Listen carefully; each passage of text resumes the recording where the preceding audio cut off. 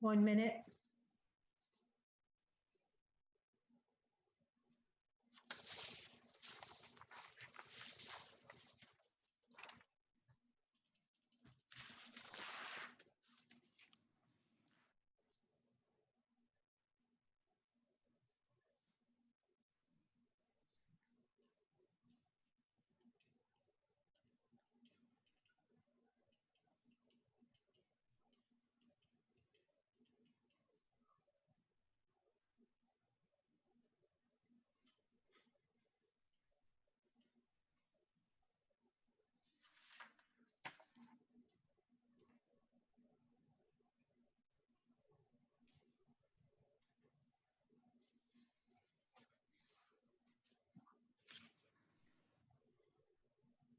Ms. Heather, are we ready?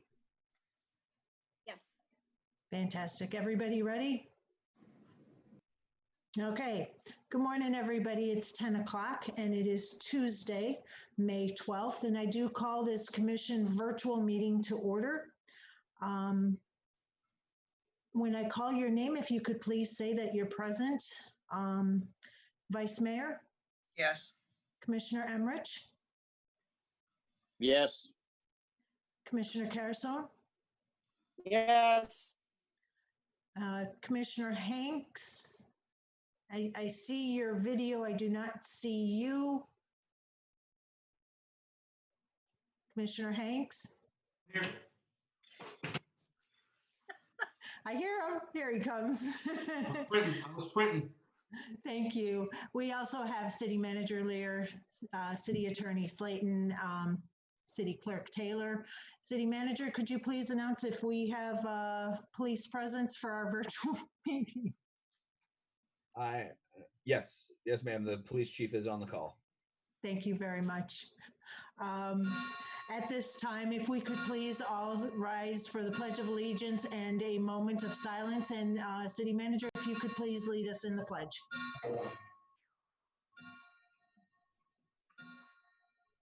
All right. I pledge allegiance to the flag Of the United States of America and to the republic for which it stands, one nation, under God, indivisible, with liberty and justice for all. All right. At this time, I will announce that we officially do have a quorum for this virtual meeting. City Attorney, if you could go ahead and read over and make your announcements regarding virtual meeting protocols, I would be grateful. Thank you, Mayor. Thank In you. accordance with the Governor's Executive Order 20-69 and the City Manager's Emergency Order number 2020-06 revised, this is a virtual meeting with elected officials, charter officers, and city staff participating through video conferencing using Zoom, a form of communications media technology. If there are any technical difficulties that prevent the use of this technology for the conduct of the meeting must be recessed or adjourned until those problems have been corrected. Due to the ongoing COVID-19 pandemic, City Hall is closed to the public.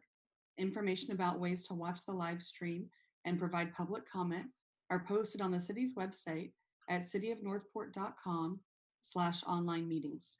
It's also posted on the front windows of City Hall and attached to the agenda for this meeting. This meeting is being broadcast live on the city's website, live on YouTube, accessible on video via Zoom, and accessible by telephone via Zoom. To provide public comment for this meeting, there have been two ways established. The first is to submit a written comment via the online public comment form on the city's website at cityofnorthport.com/public comment.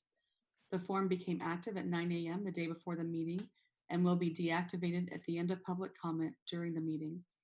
The second method is to have left a voicemail message via telephone at 941-429-1032. Voicemail messages are accepted the day before the meeting from 8 a.m. until 7 p.m. Required information for public comment is referenced on the online form and in the outgoing voicemail message. Comments meeting these requirements that are timely submitted will be accepted and included in the official record of the meeting. Any comment received that does not meet the public comment requirements will be rejected and will not be included in the official record of the meeting. As time moves on, the city may adjust these procedures, but for today's meeting, my opinion is that these measures satisfy all applicable legal requirements. Thank you, Mayor. Thank you very much, City Attorney. I appreciate that. At this time, I'll entertain a motion to approve the agenda. So move. Thank you. I need a second, please. I'll second. We have a motion on the floor to approve the agenda as presented by Vice Mayor, seconded by myself, Mayor McDowell. We'll go ahead and take a voice vote. I will call on motion maker. Vice Mayor? Yes. Yes. Myself, yes. Commissioner Carolyn? Yes. Commissioner Emmerich? Yes. And Commissioner Hanks? Yes. All right, so we do have the approval of the agenda. City Clerk, could you please read the announcements into the record? You skip public comment. Oh, I apologize, you're right. Public comment, any public comment for this item? No, ma'am. Vice Mayor? No. Thank you. And I think the reason I skipped that is because I knew there wasn't any, and I do apologize for not putting that on the record. So City Clerk, if you could please go ahead and do your announcements. The current vacancies for the following boards and committees include the Art Advisory Board, Audit Committee, Beautification and Tree Scenic Highway Committee, Charter Review Advisory Board, Citizens Tax Oversight Committee, Community Economic Development Advisory Board, Environmental Advisory Board, Historic and Cultural Advisory Board, Joint Management Advisory Board, Police Officers Pension Board of Trustees, Northport Youth Council, Parks and Recreation Advisory Board, Planning and Zoning Advisory Board, Public Utility Advisory Board, and Zoning Board of Appeals. The upcoming expirations for the following advisory boards and committees: Art Advisory Board, Community Economic Development Advisory Board, Environmental Advisory Board, Historic and Cultural Advisory Board, Northport Youth Council, and Parks and Recreation Advisory Board. One Northport resident to serve on the Sarasota Manatee Metropolitan Plan and Organization Citizens Advisory Network. If anyone would like more information, please see the City Clerk's office. Thank you. Thank you very much, City Clerk. City Manager, did anybody request anything to be pulled from consent? No, ma'am. Thank you very much. I'll entertain a motion to approve consent agenda as presented. So move. Second. I have a motion on the floor to approve the consent agenda as presented by Vice Mayor, and I believe that was Commissioner Carolyn that seconded that. Correct. Thank you very much. Anything to that, Vice Mayor? No. Commissioner Carolyn? All right, Nope. we'll go ahead and take the voice vote. All in, if you could please say that you're in favor, I would appreciate it, or opposed it. Vice Mayor? Approve. Commissioner Carolyn? In favor. Commissioner Hanks? Yes. Commissioner Emmerich? Yes. And myself, I am in favor. So that passed unanimously 5-0.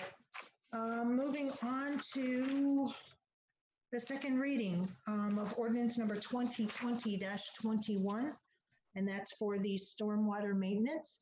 City Clerk, could you please read that by title only?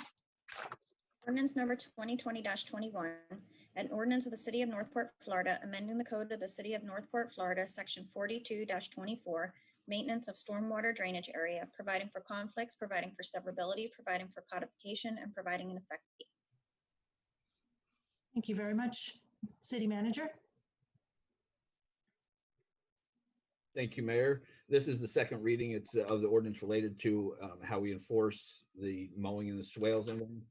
At the first reading, there was 3 whereas clauses that were recommended to be added. A few minor changes, like I say, nothing major. So we have made the changes that were recommended at the first reading. So with that, I'll just open it up to any questions if you have any. Does anybody have any questions? Seeing no hands raised, I'll go ahead and entertain a motion. I move to approve ordinance number 2020-21 as presented. Motion. Second. I have a motion on the floor by Vice Mayor to approve ordinance number 2020-21 as presented for second reading, seconded by Commissioner Emmerich. Anything to that, Vice Mayor? No, ma'am. Commissioner Emmerich? No.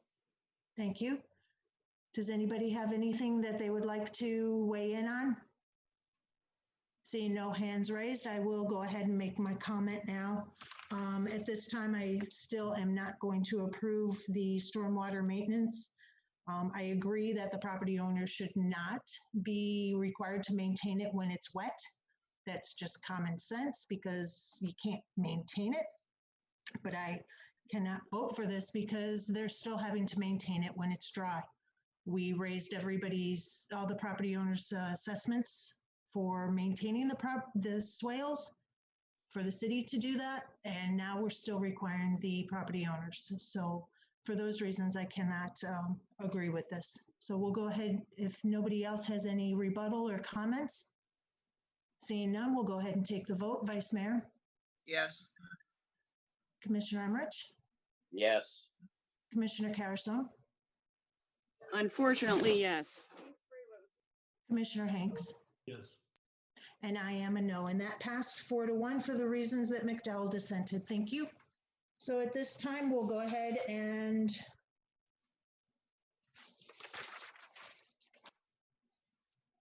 go on to the first reading of ordinance number 2020-19, and that's amending the fiscal year budget 2019-20. Can I get a motion, please, to read by title only? So moved. Second. A motion on the floor by Vice Mayor to read by title only. Commissioner Hanks seconded that. We'll go ahead and do voice vote. Vice Mayor, Yes. Commissioner Hanks, Yes. Commissioner Carrison, Yes. Commissioner Emmerich, Yes. and myself, yes. And that passed 5-0. City Clerk, could you please read by title only? Ordinance number 2020-19, an ordinance of the City of Northport, Florida, amending the non-district budget for fiscal year 2019-20 by providing for changes identified in Exhibit A to transfer $50,000 from the general fund balance for an economic development feasibility study, providing for findings, providing for conflicts, providing for severability, and providing an effective date. Thank you very much, City Clerk. City Manager, I don't know if anybody has a presentation or anything, or. No, ma'am. This budget amendment is actually fairly straightforward. We've had conversations back in fiscal 18-19. The city budgeted $50,000 for an economic development strategic plan update. And we've had some changeover in the personnel since that was budgeted in our economic development division. And we discussed with the commission later on that it would be better to do a feasibility study prior to doing a strategic plan update. That was discussed with the commission when economic development gave their update to the commission a while back. The funding for that strategic plan at the end of last fiscal year, since there wasn't a contract in place, rolled back into fund balance. And this budget amendment is looking to reallocate that funding out of fund balance so that we can do the feasibility study in this fiscal year. That's all this does. It's not changing the amount of money, and it's just but bringing that money back out of fund balance, which is a formality. We can't do that any other way, so that's why we're here. Thank you, City Manager. Vice Mayor, go ahead, please, with your questions. I'm wondering if we want to consider, instead of, which I mean, it was already budgeted, went back into the fund balance and stuff, which is the normal routine. But in order to leave that fund balance alone because of the situation that we're in currently, there's a $50,000 contingency line within the commission budget for this year. I'm wondering if the commission wants to allocate that contingency of $50,000 to that feasibility. In that way, the fund balance can be left alone for the general. Thank you. City Manager, can you weigh in on that, please? Yes, ma'am. The Vice Mayor is correct. There is $50,000 budgeted in the non-departmental budget. We budget roughly that amount every year in contingency for something unforeseen that comes up. That money, in order to be spent, does not require a budget amendment. It requires a consent agenda item for the commission to actually allocate for that money to be spent. It is the same amount as this budget amendment, $50,000. If that is the desire of the commission, we can cancel this budget amendment and bring you a consent agenda item at the next meeting for that same $50,000 to be utilized. That's entirely up to the commission. So with that, I'll just look for the direction from what you all would like us to do. Thank you very much. Commissioner Hanks, please. Yeah, city manager, is there any other reason that you would see that that would need to be in there? I'm just asking for general purposes coming up. As it stands right now, the reason we put the money in the contingency is it requires, it's for an unforeseen item, and it's a fairly quick adjustment because, like I say, it only requires one item to come to you as a consent agenda item, as opposed to 2 readings in an ordinance. That being said, I don't foresee that we will need that, and if we did, that we'd need it that quickly, that we couldn't bring you a budget amendment in the meantime. So no, I don't see that we have anything at this point that, and obviously, though, the idea is it's unforeseen.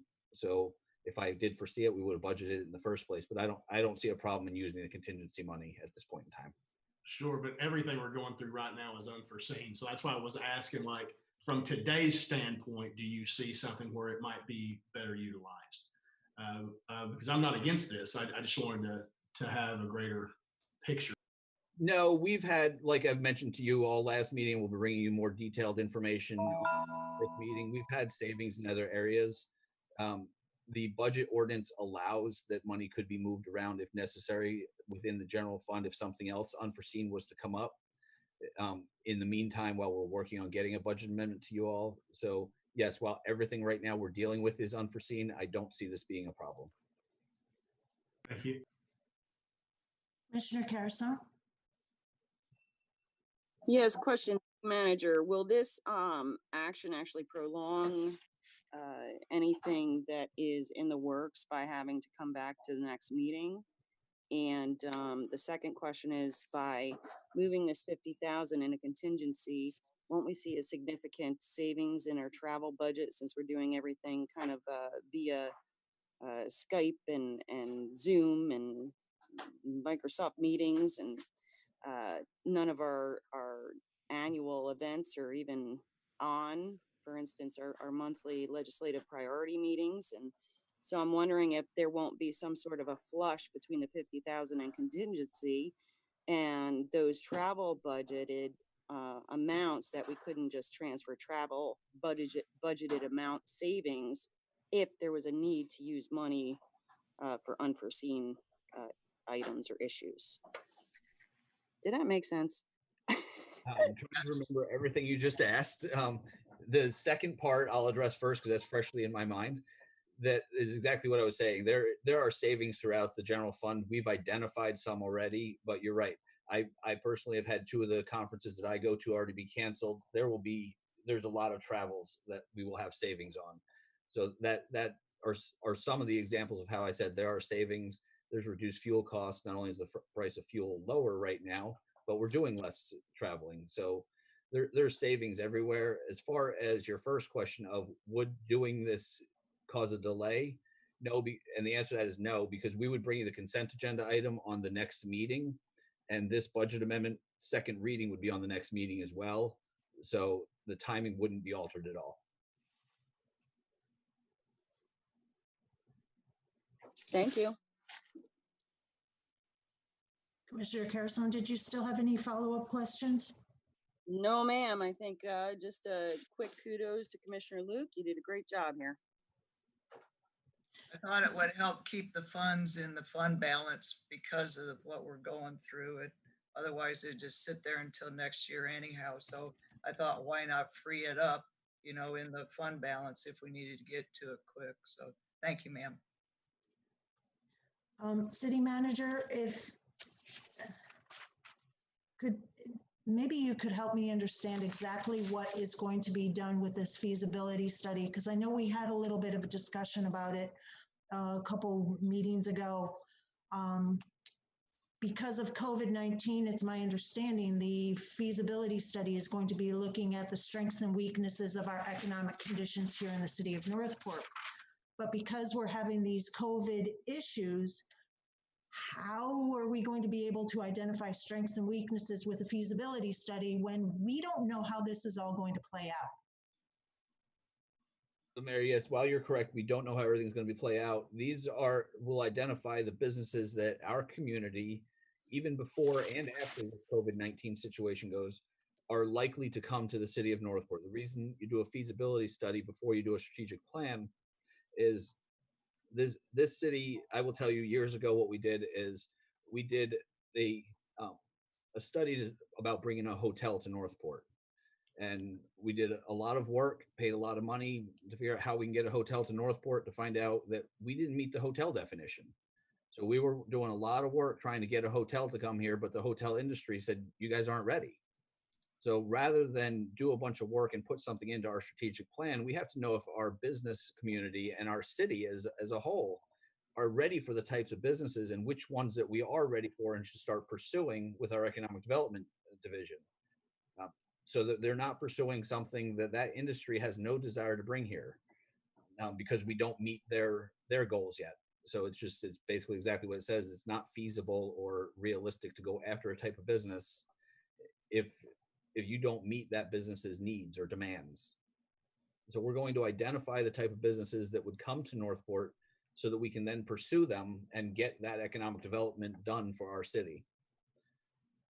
I hope that answers your question. And if not, I do have our economic development division manager, Mel Thomas, is here as well, if you would like some information from her.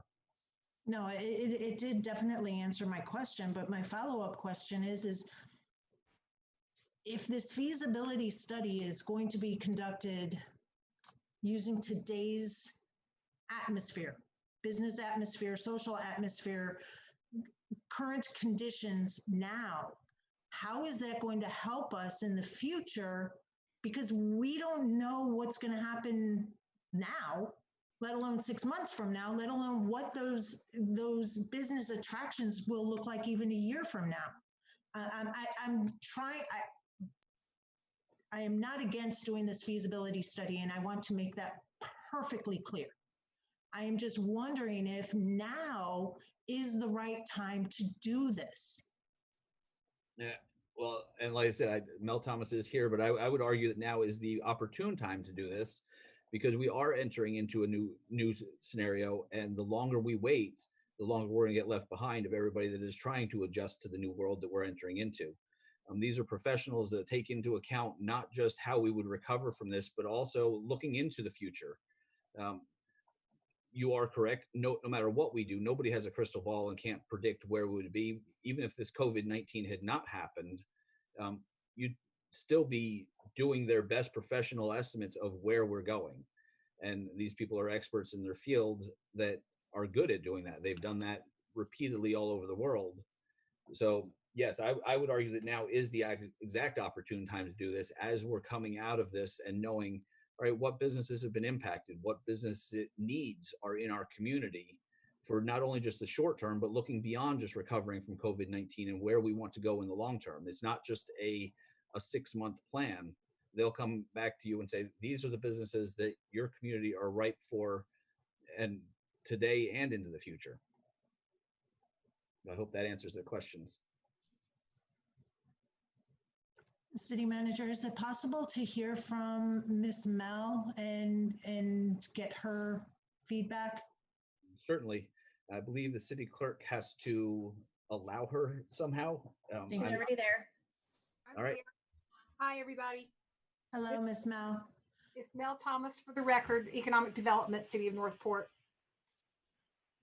So I hope you heard the concerns about doing a feasibility study now with these uncertain economic times, and that you're trying to find strengths and weaknesses for bringing businesses here. Can you weigh in and give your professional opinion, since you're our economic department guru? Well, thank you for having that kind of status for me. I think I'm far from a guru, but it would be hard to follow on City Manager Lear's words, because he did an excellent job explaining the what, where, when, why, and how of a feasibility study. Mayor, I think probably the best way for you to look at this is no matter what we do, we have to find the convergence of supply and demand. And how does Northport fit that model of supply and demand? And what we're trying to do is project into the future, obviously, how those two things converge in terms of business development and attraction and recruitment. That's the attraction part. What's complicated this a little bit, I think, probably from your perspective, and if I'm wrong, please let me know this. But from your perspective, you're probably looking around you, seeing all these businesses in Northport that have had serious impact as a result of COVID. We don't want to forget about them. And part of what we can do in the midst of chaos and crisis is to use the information that comes back from a feasibility study and say, what clusters did survive? What industries are here that we can build upon as a really firm foundation for diversification? That feasibility study will allow for that. In addition, it will look into the future and say, what industries did not make it? Which are Northport, what's Northport primed for in the way of both location, access, workforce capability, all those sorts of things that play into attraction for a business. And then what do we need to, if we're lacking anything, what do we need to do to position ourselves to attract those industries that we're really close to fitting with, right? That means we have to play well with our workforce partners. That's STC down the road, who's also looking at growth. So they want to play with us in our sandbox. We want to play with them in their sandbox, right? And we want to make sure that what we're doing for Northport is bringing the best match that we can using both our workforce and our ability in terms of the infrastructure of the city. Like city manager indicated, when you were looking for a hotel in time past, if you weren't ready for that. If you called up Costco today, they're going to tell you, we're not ready to come to your city yet. As much as we all want a Costco, we don't fit their model yet, or at least as of about 6 weeks ago, that would have been true. Okay. So the point of a feasibility study is not to step on in the hole. You don't want to go where you don't need to be. You want to go where you have possibility of being. And that's the whole intent around a feasibility study, because you can't plan strategically if you don't know what you're capable of doing. And so that's what this money would be spent for, not just for attraction. We would have to revisit our current situation. And that's not something we were really looking at earlier, but we will have to look at that now. We'll be ahead of the game, and I strongly encourage you to move ahead with this. I think we're going to lose some valuable time. In addition, Sarasota County wants to help along the way. And if we can't kind of get in step with what they're doing, we're going to also lose that ability to sync up with them and use their momentum in terms of attraction and in building out particular industry clusters. I know that was a long-winded explanation, but this is an important issue, and I just wanted to try to touch on the important aspects. And I appreciate your feedback, Ms. Mal, because, you know, how long does a study take, a feasibility study take? On average, I know there's no. I think, you know, a reasonable amount of time is probably in the 5 to 6 to 7 month category. I would say that there are going to be a lot of hungry people out there in this who do this kind of work. I also think that you can put the screws to people in interesting sorts of ways. If you want them to produce certain kinds of things in certain kinds of ways, you just build that into your RFP. I don't think we need to do that because, you know, frankly, I think the times are such that you can't speed up what COVID's going to do, right? So we're limited, and I wouldn't encourage that. But I do think that you can slow it down or speed it up based on your own circumstances and what you put into an RFP. I think we're going to get some really good people to respond to this. The organizations that are out there, some of them are going to be hungry right now, and they'll be looking for a place like a Northport to work because we represent some of the best land in the state, best possibilities for growth. Do feasibility studies and I don't want to use the word expire, but I think that's the best way to get my point across with the question. What is like the shelf life of a feasibility study? And I know that economics ebbs and flows, and we've seen hourly these days, but in general, a feasibility study, how long are they good for? Well, it's just like a strategic plan. They're only as good as the circumstances surrounding the analysis hold. When big pieces of it change, then that causes you to morph the findings of the feasibility study or the strategic plan. You know, what your market analysis is going to come up with is the differentiations for your local, regional, state, national locations. Going to give you population growth, employment trends, asset valuation, you know, what, like Warm Mineral Springs, or the fact that we've got the Atlanta Braves in our backyard.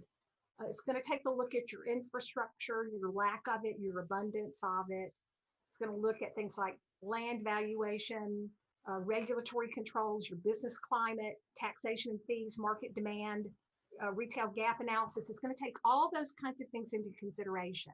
And it's going to look at the landscape all around you and compare you to other places and say, here's where you shine and here's where you don't have any business going.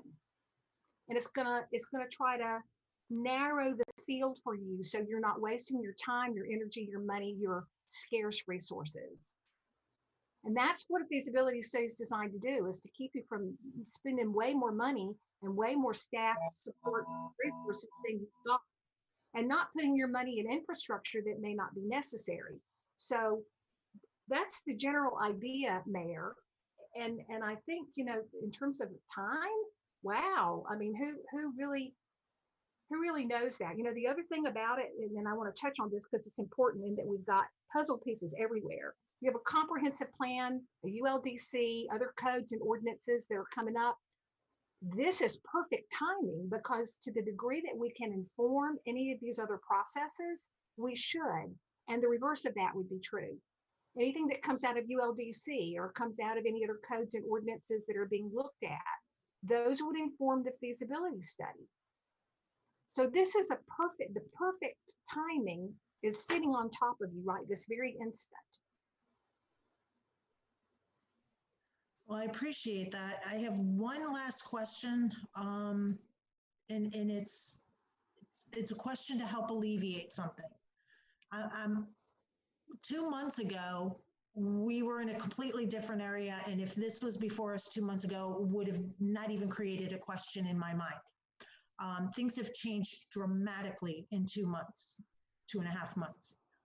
I am fearful that if they start this feasibility study now, and by the time they're done, the feasibility study is going to be obsolete because we don't know what's going to be happening. So help me get over that hurdle, please. Well, Mayor, I think City Manager did an excellent job of trying to give you some information about that. He alluded to the fact that there are a lot of people out there, they study their own industries. They can see what's viable, what's going to come back, how the United States nationally and internationally has to perform in certain kinds of ways.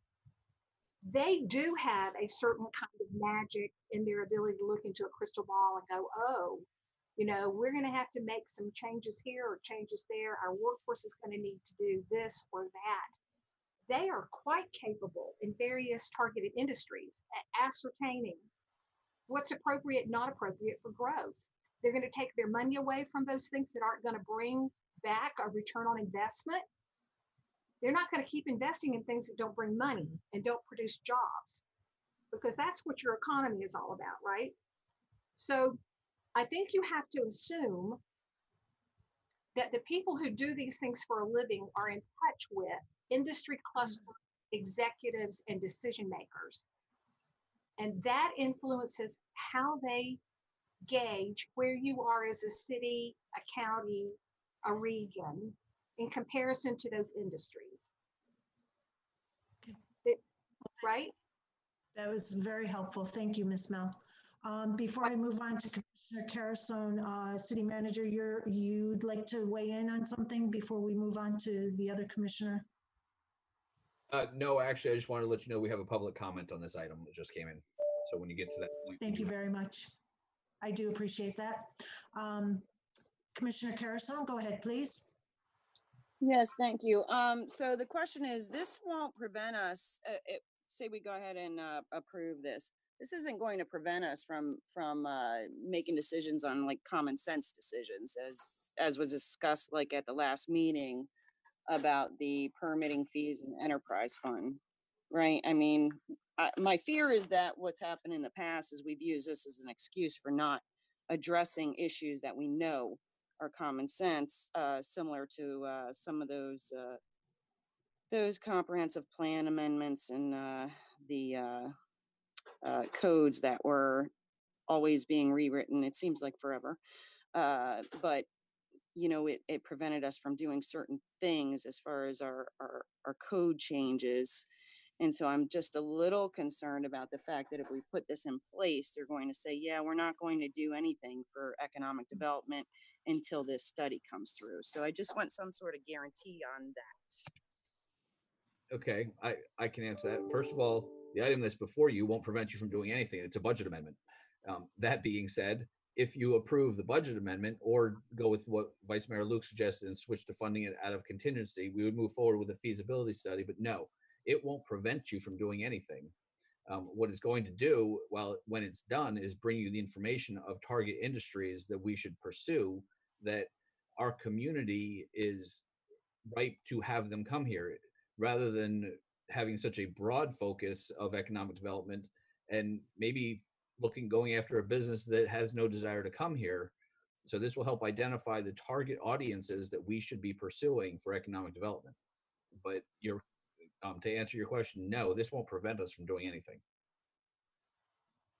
Thank you. I just wanted to get that on the record because, you know, my fear is, I've heard it before, that you create these studies just to prevent you from doing any action. So, and then my next question is, this study is going to take several months just in the procurement side of things, as well as the information and data. And I mean, we're talking about what, 7 months? I guess, won't it take about 7 months to really see how this disaster affects the local businesses? So won't it be kind of timely? Yes, ma'am. As Mel stated, the study itself will take several months to do. And as you stated, procurement, it will take a little while to get through. Since it's 50,000, not over 100,000, it'll be a little faster going through procurement, but it still has to go through that process, which I would argue is no less than 60 days. So that's 2 months. The study itself will take several months. So you are correct. It will probably be at least 7 months before the results of the study are in. Thank you. Thank you. I have a follow-up question, if I may, City Manager. And thank you, Commissioner Carrison, for sparking this one. Since we're under state of emergency, will we be following the normal procurement process, or is this going to be fast-tracked through under executive emergency power? No, this won't be fast-tracked. This will still, the only difference is that we're doing for procurement is how we handle the procurement meetings, whether they be virtual or as opposed to in person. The emergency powers related to procurement, I'm not waiving anything. I don't see the need to waive the competition for something like this. If it was to go out and buy emergency masks, public safety items is one thing. Doing a feasibility study, the idea is to be as competitive as possible. Thank you. And we will be weighing in on approving the feasibility, awarding that contract since it's under the 100,000, or is that just automatically done? It would depend on if they require a contract, that has to come to commission. If they accept a PO and it's a relatively small PO, then no, you wouldn't have to weigh in on that. I can't tell you what they will require until something comes back. So I don't want to promise you one way or the other right now. Thank you. Seeing nothing else, we'll go ahead and hear public comment. I don't know if City Manager or Commissioner Luke or Ms. Taylor has it, so I have one that I can Thank you. read from David Duval. He says, while listening to the city meeting on this issue, I was struck by the comment from city staff that Costco has already determined that we do not fit their model at this time. What this says is that corporations already do their own due diligence as to when and where to build. It is a waste of city money to spend $50,000 on a study. That's the only one I have.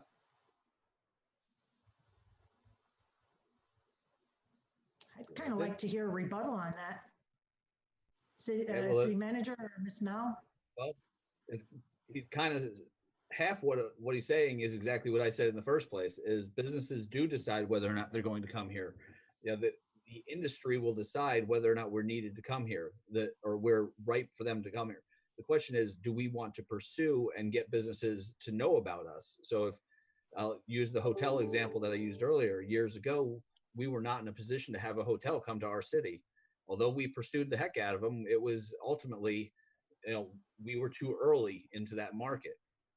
As you know now, we have a hotel that is almost complete being built. There's another one scheduled to come up in the West Villages area of our city. So if we were to decide we want a certain type of hotel, now would be a good time to pursue one. So it's an industry, not a specific business, that, you know, this will tell us that we're good for or not good for. You know, the statement that Mel made about a Costco was an example, not, you know, not a reason not to do a feasibility study. Because yes, corporate businesses do these all the time, but the question is our community ready for something, and do we want to do economic development or not? If we decide we want to do economic development, which this commission and pretty much every commission that I've worked under since I've been here that said, yes, we need to do economic development, we want to make sure we're doing it in a focused area that we'll be successful at, not in just a shotgun method that, hey, we want business to come here, let's just go after whoever we feel like going after today. We want to make sure we're doing it in a smart and, you know, educated method. So that's why you do a feasibility study, as I stated earlier. Thank you, City Manager. Vice Mayor, I see you'd like to speak. Go ahead, please. I'd like to make a motion. Let me just double check one more thing. Is there any other public comment, City Manager? Not on this item. Thank you very much. Go ahead, Vice Mayor, with your motion. Move to direct staff to bring back a consent agenda on the May 26th meeting that would provide the money for the feasibility study for the Economic Development Department from the $50,000 contingency fund in the commission department. Second. I have a motion on the floor stated by Vice Mayor, seconded by Commissioner Carolyn. City Clerk, is the motion clear for you, or do we need to restate it? No, it was clear. Thank you very much. Go ahead, Vice Mayor, if you'd like to weigh in on your motion. I'm in total agreement with what the city manager and Ms. Mel have been saying. Now is the time that is right to do a feasibility study. It preps us for coming out of this crisis in a very fortunate way. I mean, this is an opportunity, and using the contingency fund again leaves that 50,000 within the general fund if we utilize it for something else during this disaster. That's it. Thank you. Thank you. Commissioner Carolyn, please. Ditto what Commissioner Luke said. All righty. Seeing no other comment? Going once? All right, we'll go ahead and take the voice vote. Vice Mayor? Yes. Commissioner Carolyn? Yes. Commissioner Amerige? Yes. Commissioner Hanks? Yes. Thank you. And I also am going to approve this too. So this passed unanimously 5-0. Thank you very much. We'll look forward to seeing it on consent next meeting. All righty. So now we will move on to the purchase of property out in Tier 1 on Jessamine Avenue, and it's Resolution 2020 R13. City Clerk, could you please read by title only? A resolution of the City of Northport, Florida, authorizing the acquisition of real property located at 5891 Jessamine Avenue, Northport, Florida, 34291-6371, and described as parcel identification number 096-705-8935, providing for filing of documents, providing for conflicts, providing for severability, and providing an effective date. Thank you very much, City Clerk. City Manager, please. All right, thank you very much. This resolution relates to the purchase of one of the Tier 1 and Tier 2 lots that is along the Myakkahatchee Creek. Many years ago, back actually in 2007, the City Commission adopted a resolution authorizing the acquisition of the real property along the Myakkahatchee Creek corridor. The purpose of that was for the preservation and enhancing the Myakkahatchee Creek, not only as a natural or a potable water supply, but also as a natural resource amenity. Since that time, city staff along the last 13 years has been working to acquire all of those lots. This is a continued effort to do that. So this lot, as was stated, is on Jessamine Avenue. It's at the end of the road. Abuts, I believe it's Snowbird is the name of the street, but depending on how you look up that house, depends on the name of that street. Sometimes it's called Snowbird, and sometimes it actually has a different name if you look it up on Google, interestingly enough. But with that, this is a Tier 2 lot. We are bringing this forward to you all to see if you all want us to purchase this land. As you can see, the purchase price is $212,000 plus closing costs. It is coming out of Fund 170, which was funded a very long time ago, long before I started working here, from a DEP consent order issued back in 1997, where the DEP fined General Development, and the finance director at the time did something that I've actually not seen done anywhere else, and I'm still amazed by, which was they convinced the DEP to give the city the money to hold on to and purchase these lots. The reason that's not only unheard of, but more so important for us is that money's been sitting in our bank accounts as opposed to theirs. So not only did we get the funding, but we also got all of the earnings on that while we've been trying to spend it. So a significant amount of investment earnings has accumulated in there, which ultimately allows us to have more money and buy more lots, as opposed to had it been sitting with the DEP, all we would have gotten was the original fine amount. So that money has grown over time, but as it stands right now, we have a little more than $500,000 in that fund that would pay for this, which comes from, like I said, from a DEP fine from a long time ago. But with that, I'll turn it over to any questions you may have.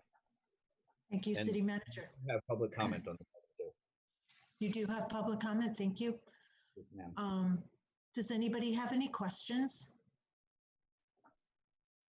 Seeing no questions, I do have a couple of them. When I was reviewing the materials in the resolution in the exhibit A is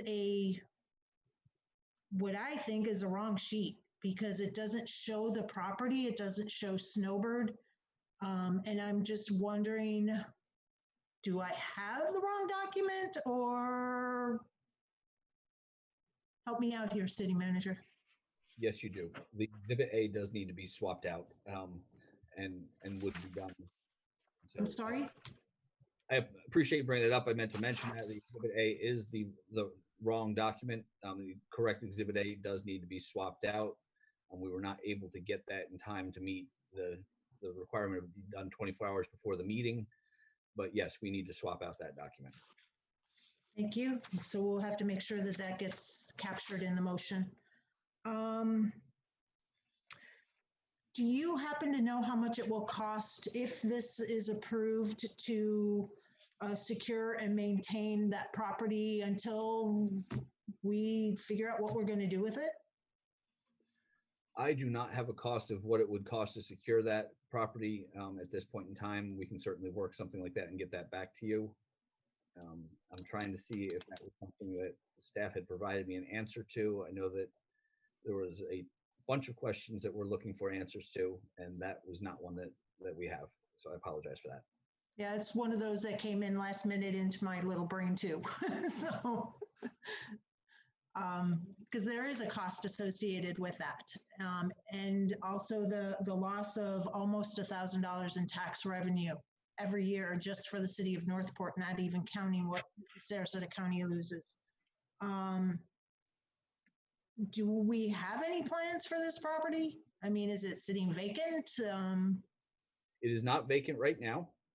We have not developed any plans for it as of yet because we're awaiting to see whether or not, as this is the first one that we've bought along this corridor that I'm aware of, that actually is a developed property and has a structure on it. We didn't invest a lot of money or time in coming up with a plan of what to do with it, if there's something we would want to do with the structure, until we knew whether or not the commission was actually going to buy it. That being said, you've heard me mention, you all have heard me mention before at commission meetings that there have been grants that we have received and turned down over the years because sometimes the cost of a grant to implement it costs more than the grant itself. This project along the Myakkahatchee Creek is actually where my experience came from many years ago when I first started here at the city. We received a grant related to this project. It was over $1 million. And we turned the grant down. And the reason being is because at the time, one of the things that it required was a structure be built. And the cost of that grant to implement would have cost more than the amount of money we were getting from the grant. And so we would have had to spend more money than we're getting back. At the time, the commission made the decision not to do that. That was back in somewhere around 2010 timeframe. So like I say, that was quite a while ago. This structure could be used for a bunch of things. You've actually had some people reaching out saying we should use this for a nature conservatory building. There are any number of uses it could be used for. This is something that if we decided to keep the structure and utilize it, that we would bring back a plan to the commission for so that you could see, because it would require some kind of project to be done. How many other, what I would classify as a single family home does the city of Northport own right now? I know that we own buildings, obviously, City Hall, Police Department, those kind of structures. But how many other homes does the city of Northport own? The answer that I had earlier is there are 15 improved properties along this corridor. This would be the first one. I don't know that we own any single family homes at this point in time. So I think this would be our first. I do know that we confiscated a home a few years back, but that was related to a drug scenario, and we promptly auctioned that home off with the forfeiture fund in accordance with state law. But I'm not aware that we own any other homes. So looking at the map of the vacant properties that are still to be purchased or tried to be purchased, if I owned one of those, would I be able to develop a home on that property right now? As long as it's still considered a buildable lot, yes, you would. So yes, there are some of those that are in the tier 2 area that if you owned them, you would be able to build a house on them. Do you have any idea when we're going to be having the conversation on turning these parcels into, I don't know, either rezone or conservation overlay or something, dissolving those lot lines? Because I know we had a conversation about doing that last year. Do you know when we're going to be having that conversation? I will have to get you an answer on that. I do not know, because again, there's a lot of those. We could do that probably anytime, but I don't have an answer for you of when we're bringing that back to you. But we will certainly get you one. I believe I sent something out just a little bit ago. I'm looking for it, of when we could be prepared, but I think that we could do that whenever the commission wanted. Well, we gave direction to bring that back to us, and we're waiting for that. So that's why I'm asking, when do you think that'll happen? And Madam, It sounds Mayor, like it's a I believe, Madam Mayor, I believe that direction was to bring it back in June. In June? Information about conservation processes. Yes, ma'am, and some of that has to come to the city attorney's office, and we have not yet finalized the research as we've been interrupted by a lot of emergency matters. But that's my recollection. I believe it's on the city manager's report with information about when the direction was given. Thank you very much. All right, Commissioner, I'm sorry, Vice Mayor. Yeah, I think actually there needs to be discussion on this to help us to think about it.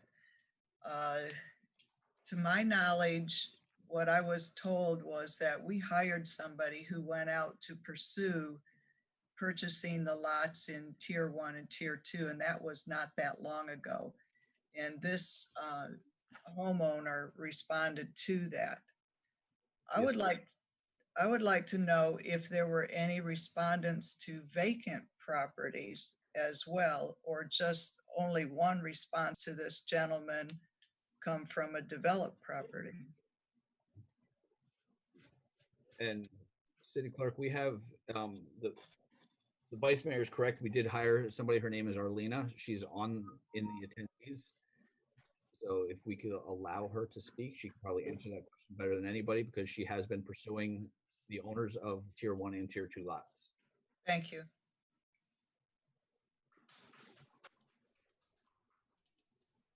Go ahead, Miss Arlena. Hi, good morning. Oh, I didn't see she was on. Good morning. I've been actually hired twice by the city to acquire properties along the creek. In 2015, we were hired to go out and acquire properties. And during that time, we did acquire properties. We acquired 15. We acquired 15 lots. We contact approximately 40 to 50 owners. We have a letter that we developed that comes from the city manager's office that explains to owners about the creek being one of the major sources of drinking water for the city and the need to protect it. Your staff has worked with us to explain to us the importance of understanding the floodplain maps, explaining to people the high flood zones, referring them to staff to discuss additional development requirements on these lots that have these high flood zones. And so in 2015, we brought in, I think it was 16, I just wrote down, yeah. We brought in 16 owners during that time, either outright purchases or we swapped. We had a great swap process going on at that time. Then a couple years went by and the county was given the project, is my understanding. And then the county really didn't do a lot with getting any sales. The project came back. We again were asked to come out. We notified just recently in 2019, we sent letters to over 40 owners. There were 15 single family residential owners. We received numerous calls back from those single family residential owners. What we say in the letter to them is that we would be interested in talking to them now. We explain the flood zone again, the proximity to the creek, the structures being damaged during high storms, and many of the owners did call. 2 owners indicated that they were interested in working with us. This particular owner, we sent them a letter in April. They called us in September and said that they're a little bit older. There's been an illness in the family and they'd like to go ahead and take us up on our offer. And so with the understanding that we were approved to do that, we moved forward. We obtained an appraisal.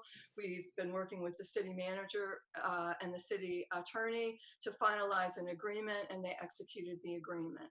Other owners with single family residential gave us many stories of riding in canoes during high flood events, and would keep us in mind. As far as vacant lots, we received 6 owners, 6 or 7 that were interested in working with us and acquiring the lots.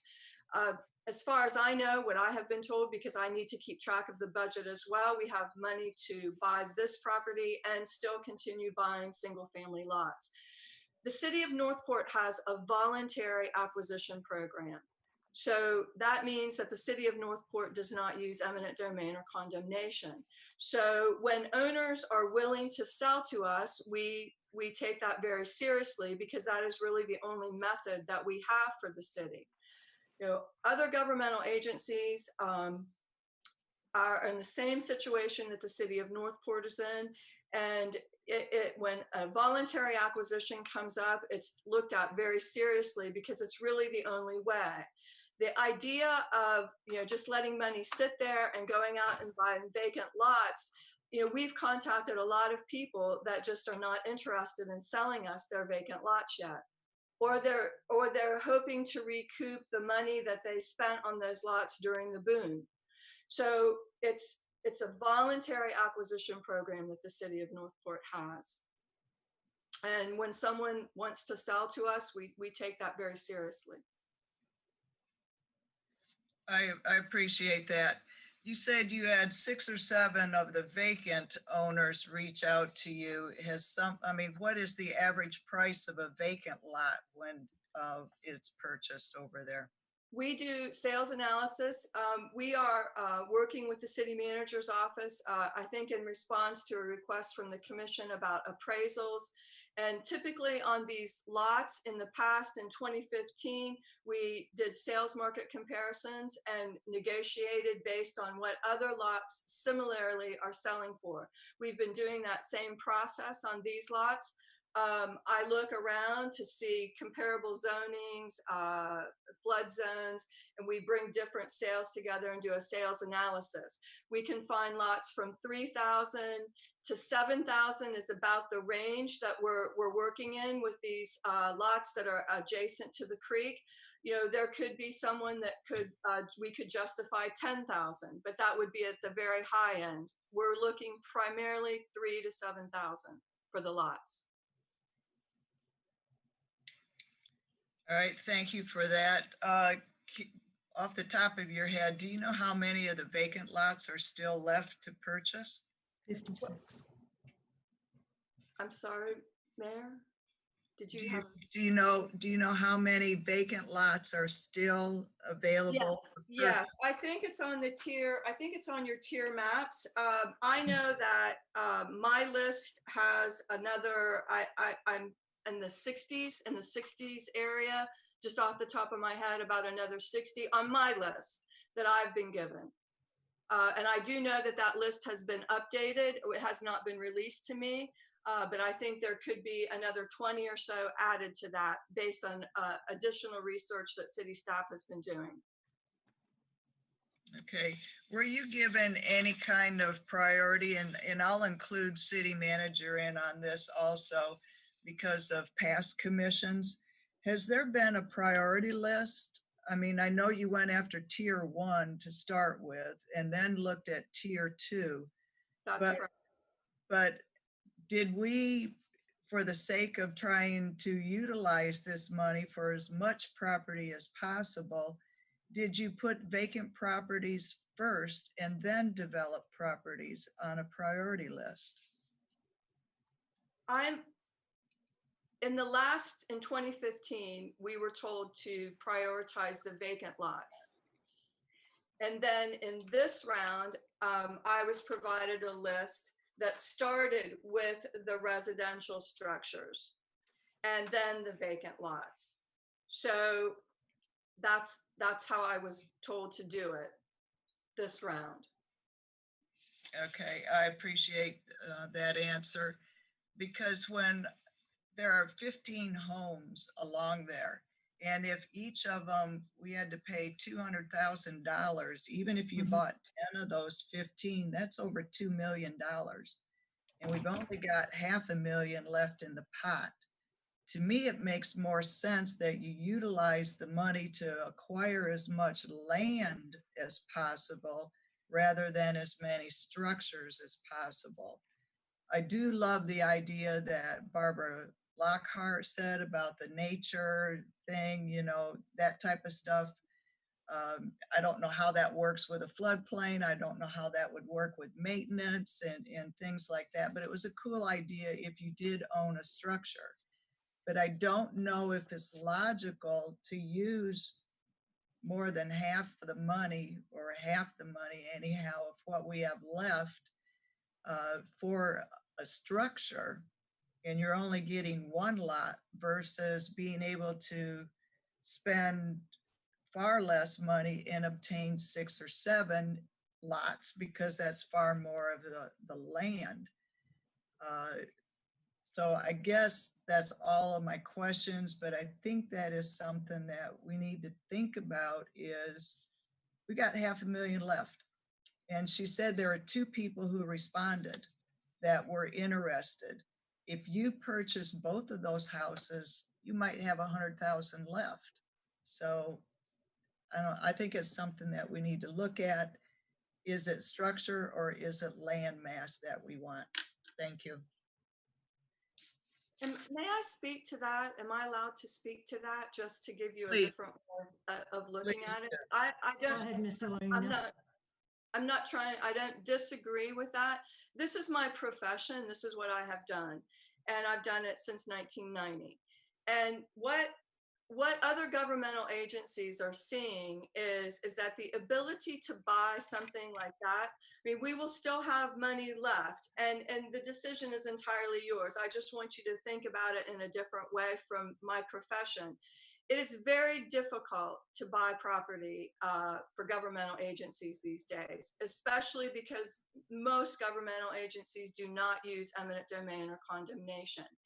These owners are going to sell. They will sell to somebody else, hopefully for them that they could sell to somebody else. And then the price is going to keep going up. The other owner that did express an interest in us buying has had some things come up during this COVID situation that he has told us that he is putting that acquisition on hold with us. We have very rarely get owners that are willing to move out of their home and relocate. It's a very unusual situation. It just doesn't happen very often.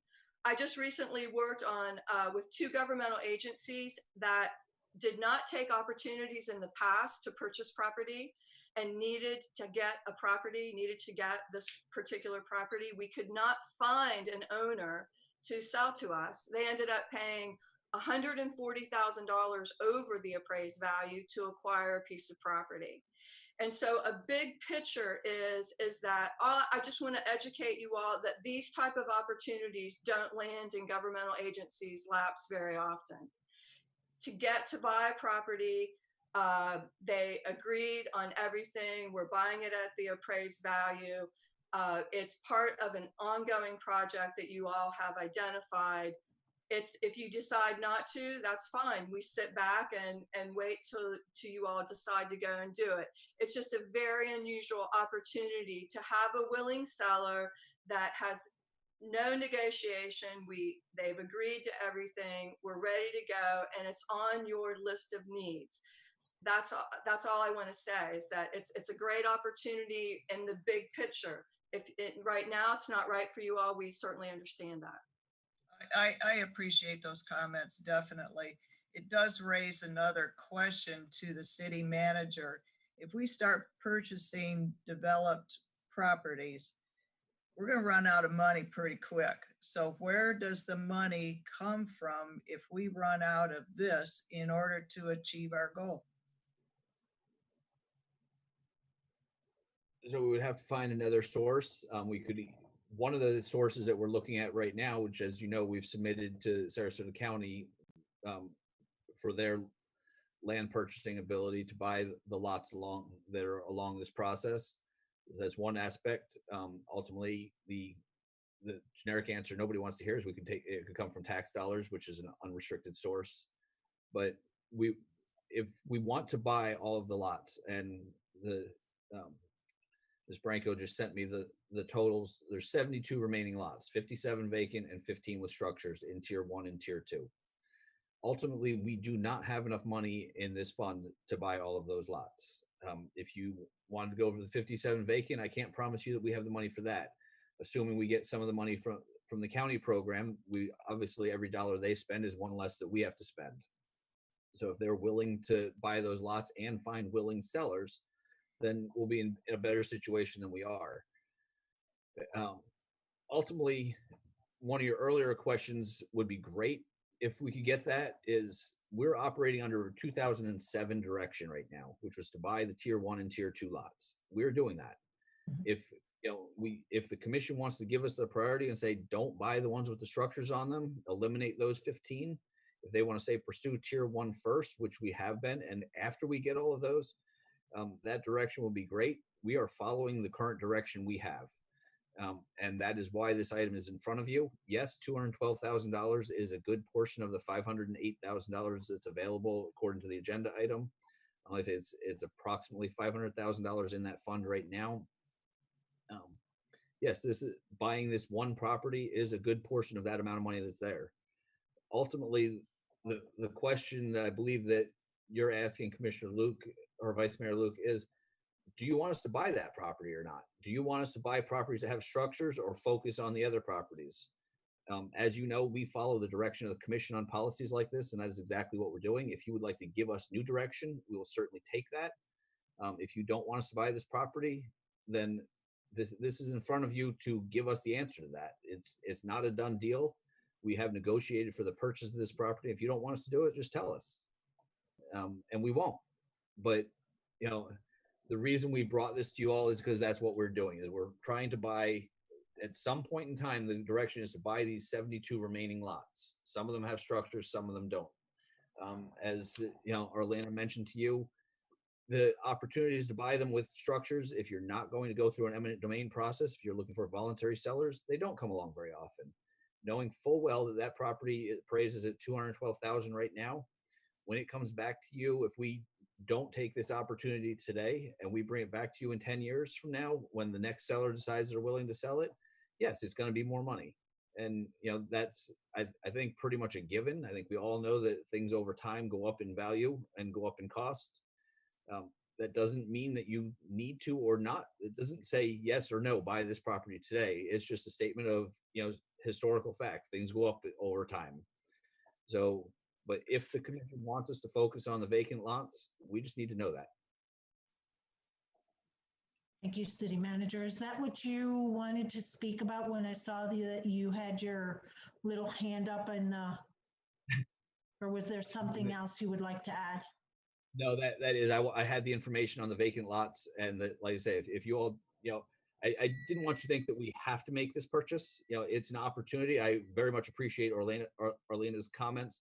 These don't come along very often, and it is an opportunity, and that doesn't mean it's an opportunity you have to take, but it is one that we've been presented with, and under the 2007 resolution, we're presenting it to you. Thank you, City Manager. Does anybody else have any questions before we hear public comment and get a motion? Seeing none, City Manager or Vice Mayor or somebody with public comment, could you please read that into the record? Yes, ma'am.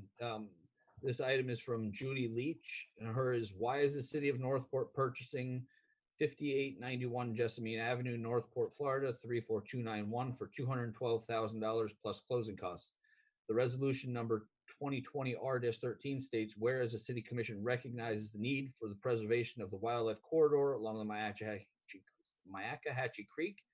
The parcel shown is a corner lot, so the animals would need to cross Silver Palm Street, go through the neighbor's property before reaching a waterway. Is that correct? Whereas the City Commission finds that the property satisfies an immediate or future need of the city. What is the future need?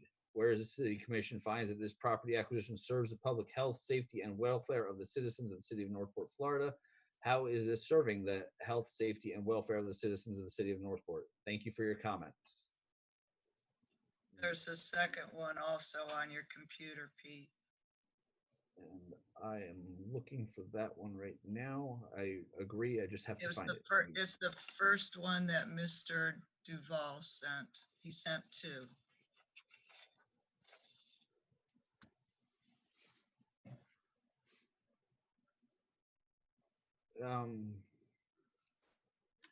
Came in at 10:16. Vice Mayor, since you seem to have it in front of you in the essence of time, if you could please read that in the record. It's too bad that this resolution is nothing but a rubber stamp to a decision that has already been put in motion.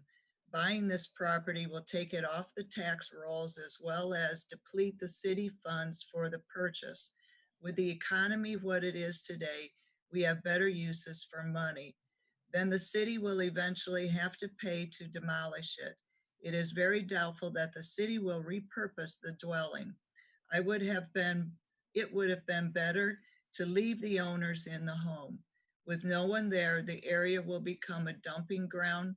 Buying it in no way enhances the wildlife corridor, and will not enhance the water supply quality. This is the issue I spoke of to Commissioner McDowell months ago. And could you please state who sent that for the record? I didn't catch the. That was from David Duval. Thank you very much. I appreciate that. All right, is there any other public comment? None other on this one. I'm sorry, Commissioner Carrison, I apologize. I just now saw that you had your hand up. Go ahead if you have any final questions. Thank you, Commissioner. Okay, the first question is that this particular property, well, actually all of the tiers are part of a large scale plan. Now, the question is, since this is obviously a flood zone area, prone to flooding, has been for years, the more of these properties that don't flood, because we purchased them and created somewhat of a, I don't know, a flood barrier, won't that in essence affect our homeowners insurance, our flood insurance, our even maybe our ISO rating, so on and so forth, the less flooding of residential properties that we have? So in answer to that question, yes, obviously the less flooding that we can allow to happen through whatever means, whether it be clearing of blockages, of allowing for more water capacity. Like I say, there's multiple ways you can make that happen. As you all know, we've increased our capacity to hold water in the city by working through our drainage system, making improvements over the years to where, yes, we actually can sustain a significantly larger portion of water now than we could just a few years ago. And purchasing of these properties, if we can make it so that these properties can prevent the flooding from going into others, yes, it will improve their properties as well.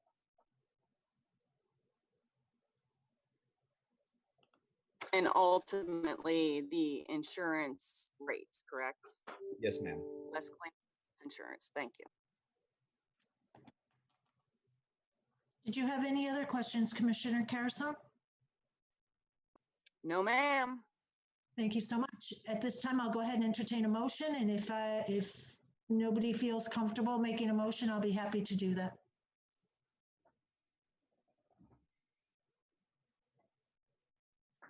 Sounds like you want to. Go ahead. I'll give it a shot. Go ahead, Commissioner Carrison. I'll move to approve the resolution authorizing, resolution 2020R13 authorizing the city of Northport, Florida to acquisition of real property located at 5891 Jessamine Avenue, described as parcel identification number 0967058935, providing for filing of documents, conflicts, yada, yada. Second. I have a motion on the floor by Commissioner Carrison to approve the acquisition of the property mentioned in the motion, seconded by Commissioner Emmerich. Anything to that, Commissioner Carrison? Oh, hold on. Before you guys make your comment, City Attorney, please go ahead. Thank you, Mayor. Exhibit A is incorrect, and it's more than a scrivener's error. Thank you. Motion could include inserting the correct page of the plat and substitution of current Exhibit A. Thank you. I was going to make an amendment to that, so thank you for saving me the trouble. Commissioner Carrison, since there is an error in the Exhibit A, could you please agree to the change in the motion to include changing that? Yes, I'm sorry, I didn't notate that. Yes. And as the seconder, Commissioner Emmerich, are you comfortable with that notation too? Yes, ma'am. City Clerk, for cleanliness of the motion, is that acceptable, or should we restate everything? It's fine. Thank you very much. Okay, now go ahead, Commissioner Carrison, please weigh in on your motion. I think that, some things that were planned many, many years ago, moons ago, were very good with foresight, not only for the safety and welfare of our community, but, the the water quality and definitely flooding issues that we've had as long as I can remember. And I've been here a long time.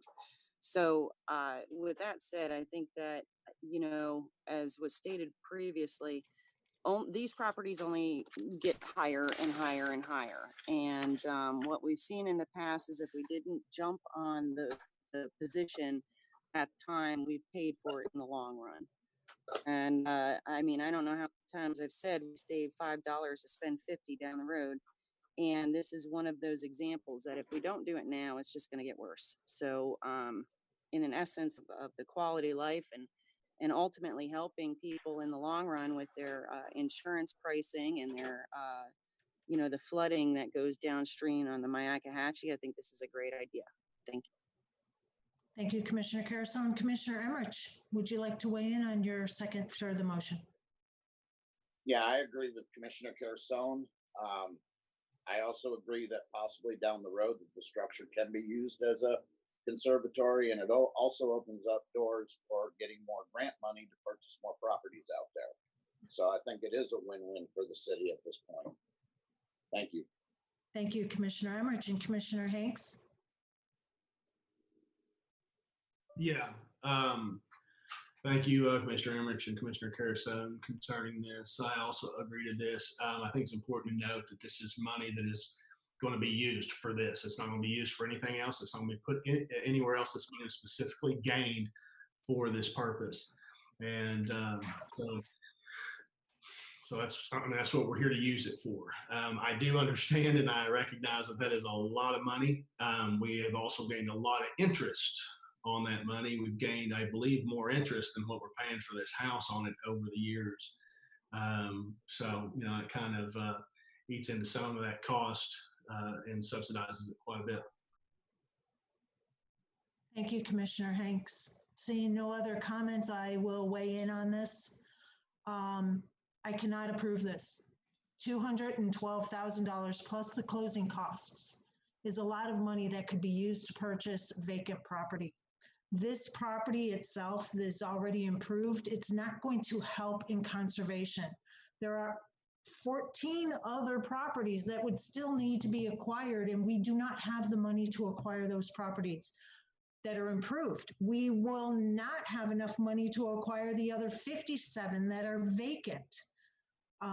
This property is also coming off the tax rolls. We do not know the cost that it's going to cost to maintain this property. This is not, in my opinion, a win-win because the property's already developed. It's already elevated. I see no benefit to the Myakkahatchee Creek Corridor project as what we are intending to do with that project. So for those reasons, I cannot support this. We'll see no other comments at this time. We'll go ahead. Mayor? Sorry. Can I interrupt 1 second? An Thank email just came in from Alice White. I don't know if Vice Mayor or the city manager saw it, saying she submitted public comment on this item. I did not I saw that email that just came in. I've asked her if she could send it to me immediately right now, and I have not heard back from her. I did not receive a public comment. She said she made it last night. Did you receive it, City Clerk? No, I did not. Neither did I. All right, so City Attorney, I need you to help me. I am all in favor of hearing from our citizens for public comments. These are uncharted waters, and I would much rather err on the side of caution, even though we have a policy in place for public comment, but I have been hearing there's a lot of technical problems with public comment. A lot of people are not able to access the forms. And City Attorney, am I okay to err on the side of caution to go ahead and hear public comment, or do we have to steadfastly follow what the process is? Mayor, the process has been established. If I myself have not been aware of a lot of issues with the technology. If there are issues, my suggestion would be that the city manager address that in an emergency order to provide some additional type of backup in addition to the voicemail message so that we have that process.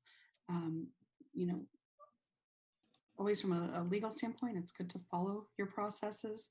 you may have one citizen who's emailing you now, and perhaps there was a technical issue on the side of the city. Perhaps it was on the side of the resident. But if you give that resident a voice, and there were 50 others who could have emailed you but didn't, it's creating a new process. But it's really up to the board. All right. Mayor, Go her ahead, email please. her email actually went to commission yesterday and to the city manager through email. It wasn't the form, and IT just confirmed it didn't come through the form as well. And that was she asked questions is all I've seen. I haven't seen where it says actual public comment, and we Okay. answered the questions to her. Well, she said she submitted it last night. I have The questions came several days ago. Mhm. IT said there's nothing in the online form from her. Okay, thank you. I do have my hand raised for, Okay, I want to, again, err on the side of caution on this one. City manager or vice mayor, has she sent a confirmation of that she sent this email in the appropriate time frame using the appropriate manner last night that she is saying? Have you received that saying, yes, she did send it and you have a new copy? I will read what she just emailed. Okay. I did send in a public comment and submitted it last night for this item. Obviously, nobody received it. So she stated she made public comment and submitted it last night. So I take that as she did what she was supposed to do, submitting it the way it's supposed to be submitted. City attorney. Mayor, can you not do can you not do a consensus on whether or That's not what I was we just do asking the this? city Because attorney. reality is we could have read it by now. Exactly. And that's exactly where I was going with the city attorney. Would it be appropriate, and with your blessing, can we get consensus to go ahead and read this public comment and just err on the side of caution? Yes, ma'am, it's up to you. Can I get a consensus to go ahead and read the public comment from Miss Alice White? I assume that's who the commenter was, that she had submitted last night. Commissioner Carasone? Yes. You're asking a mute question. She has no comment in the email. That's what I was going to say. I was just trying to say the same thing. I don't have an email from her from last night. No. She sent an email stating she submitted a public comment, but there's no comment. So there's nothing to read. Right. Oh, I thought that was like the beginning saying, hey, I submitted this public comment and it hasn't been read, and that the public comment was underneath it. Okay. Thank you for that clarification. All right. City manager, before we take the vote on this, we have, after we do the vote, we have to have a conversation about this public comment stuff. So let's go ahead and back to the motion. I'll restate it, is to acquire the property on Jessamine as presented by Commissioner Carasone, seconded by Commissioner Emmerich. We'll go ahead and do voice vote. Commissioner Carasone, please. I had my hand raised for comment. I apologize. I thought it had to do with the public comment. Go ahead, Commissioner Vice Mayor. Because the direction is so old, going back to 2007, and this lady was hired to do this job, and this is something that doesn't happen very often, I feel as though we have to go forward with this purchase because of the direction that was done. So I will be voting for this resolution, but I would like to see this topic be brought up so that we can update what the priorities would be from here on out with the remainder of the money. Thank you. But we don't have to approve purchasing a property just based on prior direction. We don't have to. That was my comment, period. All right. It wasn't up for debate. That was my comment, period. I know, but we can debate each other's comments to kind of work through it. So thank you. All right. So seeing no other comments and hands raised, we will go ahead and do voice vote. As the motion maker, Commissioner Carasone, go ahead, please. Okay, one more time. Yes. Thank you. Commissioner Emmerich. Yes. Commissioner Hanks. Yes. Thank you so much. And Commissioner Luke? Yes. And I am against it for the reasons I stated earlier. Thank you very much. City Attorney, can we give new direction at this point, or do we need to create an agenda item, or? Agenda items are always preferred so that you have appropriate public notice. Thank you very much. Can I get a consensus to have city manager create an agenda item to discuss the direction for the Myakkahatchee Creek Tier 1, Tier 2 purchase of properties? Yes. Commissioner Carrison? I think that we're gonna have to look at the Myakkahatchee Creek corridor study, have an extensive discussion on that, maybe even a new, I don't know, presentation, as well, maybe see progress and what we have left as all phases and how that has played a role over the years, because this goes way beyond 2006, I have to tell you. So I think this is a very large scale conversation that I don't know when we're going to be able to have that, but I'm not opposed to it. I just want us to be very clear as to what should be included in totality. Thank you. And Commissioner Carrison, I appreciate that. I just remembered too that we are supposed to be having a discussion about dissolving lot lines and making this either rezoned or conservation overlay and stuff, and that's coming up in a month or so. Maybe we can have all of this be part of that conversation that we're going to be having in that month or so, and include possible new direction on these Tier 1, Tier 2 lots. And your presentation that you had mentioned, I think is a great idea too. Well, let me be clear, I'm not presenting anything. I'm pretty sure. I understand. Pretty sure that staff has that presentation at hand. Don't ask me. So, so there's that. And I don't know if staff has enough time to put all that together by that time, but I mean, if it's doable, yeah, I'm all for it. If not, we may have to do separate ones. Thanks. Thank you. City manager, is it doable to put all of this in a box and put a bow on it for that agenda item in June or so?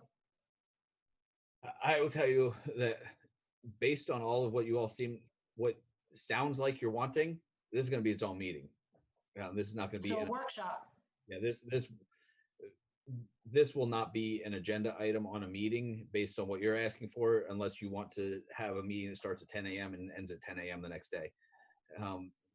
This sounds like a lot bigger than just a standard agenda item. I would create a workshop for it. Mm-hmm. I would probably lean toward a little later than June, because it's turning into a much bigger conversation than just the vacating of some lot lines. So that being said, we probably are not having the first workshop in June. It will probably be a little later. I think that we can work and try and get that to you in July. Yeah. But I was just checking the date to see what that meeting is, because I know July 4th is right around that time, and I'm just checking my calendar. It won't be on July 4th, I can promise you. I hope not. I believe it's the 6th, which is the It is Monday the 6th. I'll be honest with you, I don't know off the top of my head which day is the July 4th holiday, since the holiday falls on the weekend. I'm not sure if It's a Saturday, so the 6th would be our first workshop day that's already scheduled as a hold. Yep. So that would be what we'd be shooting for. All right, so let's give the city manager consensus to have the workshop to discuss the dissolving of lot lines, possibly conservation / rezone, Tier 1, Tier 2, possible direction. I know we can't give direction at workshop. I just mean the conversation so that we can have a future agenda item on direction with those Tier 1, Tier 2, a presentation about the Myakkahatchee Creek, about the master plan, and everything that we kind of just talked about for a workshop on July 6th. Can I get a consensus on that, Commissioner Carrison? Yes. Commissioner Amerige? Yes. Vice Mayor? Yes. Commissioner Hanks? Yes. Thank you. And I also am a yes. So there you go, City Manager. Look forward to that huge conversation. Hopefully it won't take 24 hours on July 6th. All right. Is there anything else regarding this item? Seeing none, we will go ahead and do public comment. I'm not sure who has it, so please just go ahead. All right. So the general public comment is one from, and I am going to apologize to this individual because I will probably destroy this name. Murat Bagayev, Bagaev is how it's spelled. And it says, question about cable internet access and estimates area, Tropicare Boulevard and below. I am leaving at Shawnee Terrace at our neighborhood, only one cable internet provider, Frontier. Only several houses are connected to cable internet with actual speed up to 2 megabytes per second. You can come check anytime. Majority of residents don't have cable internet or having limited and expensive satellite. Frontier saying, sorry, we don't have any available ports to connect more customers. We don't have plans to upgrade in the future. Question, when city planning wire fiber optic to estates area of Northport? We need fast internet as soon as possible, specifically now at COVID-19 time where schools and business switch to online, streaming Zoom. What solution city have? That is exactly what we had. Hold on. Another one just came in. Just had another one come in. This one is from David Duval. It says, I understand that the new procedures for public comment are problematic and have a learning curve. On the plus side, someone like myself with hearing problems is having a great time hearing all of the meeting on Zoom. At City Hall, I have a hard time hearing everything, so good job. Thank you. City Manager, hopefully that first public commenter has left contact information. Maybe somebody from staff can reach out to them and explain what we're trying to do in that area and how our hands are so tied and how hard we are trying to work to get internet out there. Yes, Already Mayor, wrote as you know, about there is an email attached to it. And as you know, we have received this question multiple times to where we have a really good, well-crafted answer. That we will contact the individual and make sure they're aware of what the city commission, our lobbyist, everybody is doing to try to solve this problem that is not easily solved by us. Thank you very much. Along the lines of public comment, I have received an email saying that this commenter has submitted a public comment. I don't know what portal she used, how she did it, but she did include with me that she said that she filled it out and sent it out to public comment and copied me as to what she wrote. So obviously there's some problems with public comment. This is evident in today's meeting, and we must get this resolved and find a better way for this mousetrap. So if I could please get a consensus to read the public comment that was given to me that this commenter said she submitted. Unless you guys see an email or anything or public comment form from Miss Jacqueline Moore. I don't have anything. I don't have anything, and that was not the one that wrote earlier either. So there are two of them that had issues with it.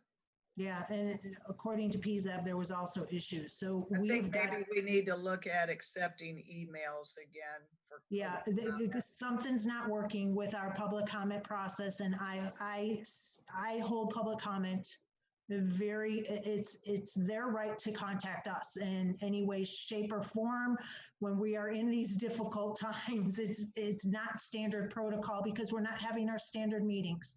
So I think we have to be a little bit flexible. May I get a consensus to go ahead and read this public comment that was submitted and copied me on from Ms. Jacqueline Moore? Yes. Yes. Mr. Amerige? Yes. Thank you, Commissioner Hanks, and Vice Mayor, I'm sorry, I didn't hear yours. Yes.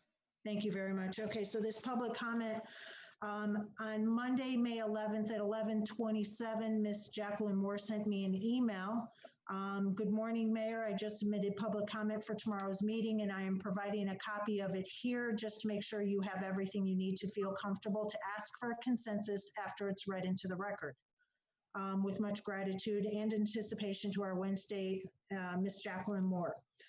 Good morning, Mayor and Commissioners. Thank you so much for supporting the Northport Kindness Community Survey that's in process now to find out how we are doing in light of COVID and what we need to move forward and thrive. We are getting a good response rate, and meaningful feedback from the respondents at this time will be helpful in meeting the survey goals. With that said, we may need to ask you to consider sending out an email to Northport residents, inviting them to respond to ensure the best response rate possible and therefore the greatest amount of feedback. And unfortunately, that's all it says, and I am assuming that's the end of it because it says only one of one on my printed sheet. So if there was more, I apologize, Ms. Moore, that's all that I have. So it appears she's grateful for the city doing everything that we have done so far to promote this survey that she's doing on how COVID is affecting households. She's asking if she may need to consider if the City of Northport can send out an email to residents. So public comment was made. I don't see anybody's hand. City Manager, Vice Mayor? An email coming from the city. I'm mixed on this type of stuff. I do know that there was an error in the tree festival. It got launched out to everybody in an email. I don't know if there's been a correction gone out, because of that error, saying that the tree festival was still going on, but the tree festival wasn't a city event, nor is this survey a city event. So, that's why I don't like opening cans of worms, because when you do for one, you have to do for all. And by blasting an email, rather than just putting it on Facebook for the tree festival, you pretty much now have to do it for Kindness Community also. I was fine with just doing it on Facebook instead of tying it into emails coming from the city. That's egg in our face that we were promoting a festival in our city green when it's not going on. That was coming from the city, and I had several questions in regards to that. So though I would incline to say no, an email from the city should be about city business. We've already opened that can of worms. That's how I feel. Commissioner Carolyn. So isn't it true that at some point in time, we approved a resolution that made us a kindness community and essentially promoted this particular project program many years ago? And it is essentially a city, a city goal per se. So being a city business of sorts, no different than promoting our health and welfare that has different programs that are set into parks and recs and social services. Because of that previous resolution, I feel like it's totally different than what Commissioner Luke is discussing. So I'm approved. I say go ahead. All right. Does anybody else want to weigh in on this request before we get a consensus? Commissioner Hanks, did you want to speak? Oh, yes, ma'am. Sorry, I thought I hit the button. I was just okay. You looked like you wanted to speak. I didn't see your hand, so go ahead, please. Yeah, I want to agree with Commissioner Carolyn. This was something that was brought to the board at least 3 years ago. I can remember it, since I've sat on the desk, the dais, and it was something that I believe was approved unanimously with the board at the time, that we would be a part of the kindness community and that we would be a kindness community. Because of that, I see it as a little bit differently. All right. And I am grateful for the dialogue because I forgot that we did do a resolution on that and to promote kindness community. I thought we just did a proclamation, but I do now remember, since you said about the resolution, I agree, it is different. So let's get a consensus to see about having the city manager send an email and work with Miss Jacqueline Moore with the kindness community to let her craft this and city manager approve it. So it's not just going out without some city approval. A letter to send out to the residents of Northport. Commissioner Hanks, Yes. Commissioner Emmerich, Yes. Commissioner Carrison, Yes. and Vice Mayor. Yes. And I am also a yes. And for the record, city manager put his hand up in the middle of the vote. So city manager, please go ahead. I'm looking for a little bit of clarity on what you just gave a consensus on. Who am I sending this email to? Because I don't have an Residents. email exactly. I don't have an email address for every one of our 73,000 residents in the city of Northport. And the only way I have to contact all of our residents and know that I got them all is to actually send a letter, which will cost us a small fortune. No, I'll send a letter. So No, I'm trying to not- figure out how I'm emailing 73,000 residents. Okay, but how did you send out an email that Vice Mayor was speaking about the tree? I never got an email on that. I know we have citizens that have signed up for various email And I would say alerts. the data we have.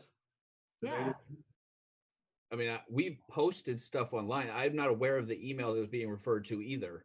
So if people sign up for emails for certain email chains, they do get notified. But I'm really, like I say, I'm trying to figure out who I'm sending this email to. If there's an email chain, I can certainly ask our communications team. But with the direction to send an email to certain people that's as vague as the citizens of Northport, And the reason that it was vague is because I was going by what Vice Mayor was saying as far as an email went out. So which means using only that- certain people would have gotten that email, and your direction is to send it to the residents of Northport. If there's a specific email chain that we should reply to, that's simple. But Okay. when you make it as generic as send it to the citizens of Northport, I can tell you I can't follow that. I understand. Commissioner Carrison. Yes, I think a simple link to the survey on our website and the ability to announce that such link exists, I think that'll be sufficient. I think that if there's any type of large scale email master list, that's usually provided by the organization. I don't know if we have one per se, but just having that accessibility on our website is pretty much about all we can do, really. That's my thought. And that we can certainly do, because I actually think we already did. We already Yeah, did it. we have. Did it. We have. So my apologies to everybody, because I was going by what Vice Mayor was saying, that the city sent out an email about the tree fair. So my intent behind the consensus was to use that same email people, because obviously you can't find an email for everybody if they don't give it to you. But if there is no emails available, that's a different story. So I'm at this point confused, and I feel like I've got a little egg on my face, and I would like to help as much as we possibly can with the kindness community. But if there's no email that went out about the tree fair, and there's no email database, I don't know what else to call it. You're right, City Manager, how do you do that? And I don't know then at this point what more we can do to help with the kindness community. So, Commissioner Carrison. I can't hear you. Oh, well, I'm right here. Can you hear me now? Yeah, you sounded robotic. Go ahead. Okay, I think that we can send out a link email to our employees. And that's about all we can do. And then it'll be up one of the days. So if I can ask for consensus for that, let's just move on. Okay, Thank so I will try to transcribe the robotic consensus that Commissioner Carasone is requesting to use the current emails that we have on record to the citizens for alerting them about the kindness community. Did I capture that correctly? Can you hear me now? You're not quite as robotic. Hold on. What about now? No, much better. I had to mute and unmute like 4 times. That's funny. Okay, no, what I was saying is the only master email list that I have knowledge of is our city employees. Okay. And maybe because we've done it for other nonprofits like United Way, and maybe we just send out a mass email that gives all our employees the opportunity to go ahead and correspond on a survey and do that, because I don't know of any master list of residents that we have. I would just say let's have our city employees have the opportunity to put out the survey, and if it's already on our website, so be it, and let's do it that way. Sounds good.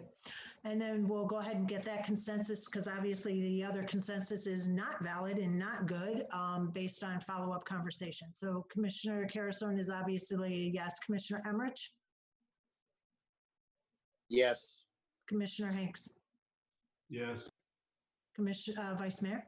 Yeah, I'm good. Okay, and City Manager, I'm a yes too, for the record. City Manager, is that better? Yes, so we'll work with Ms. Moore, because the story that we put out was to be on the lookout. It was back on April 29th. Be on the lookout for an email with a survey in it. So we'll work with her, because we at that point in time did not have a link for a survey. It was telling everybody to look for one coming. So we'll have to work with her. And I'd certainly have worked with Ms. Moore before. We'll get with her to find out how we can get the link for the survey, and then we'll send it out to our employees. Sounds great. Thank you, City Manager. Okay, seeing nothing else and no other public comment, we'll go ahead and do Commission communications.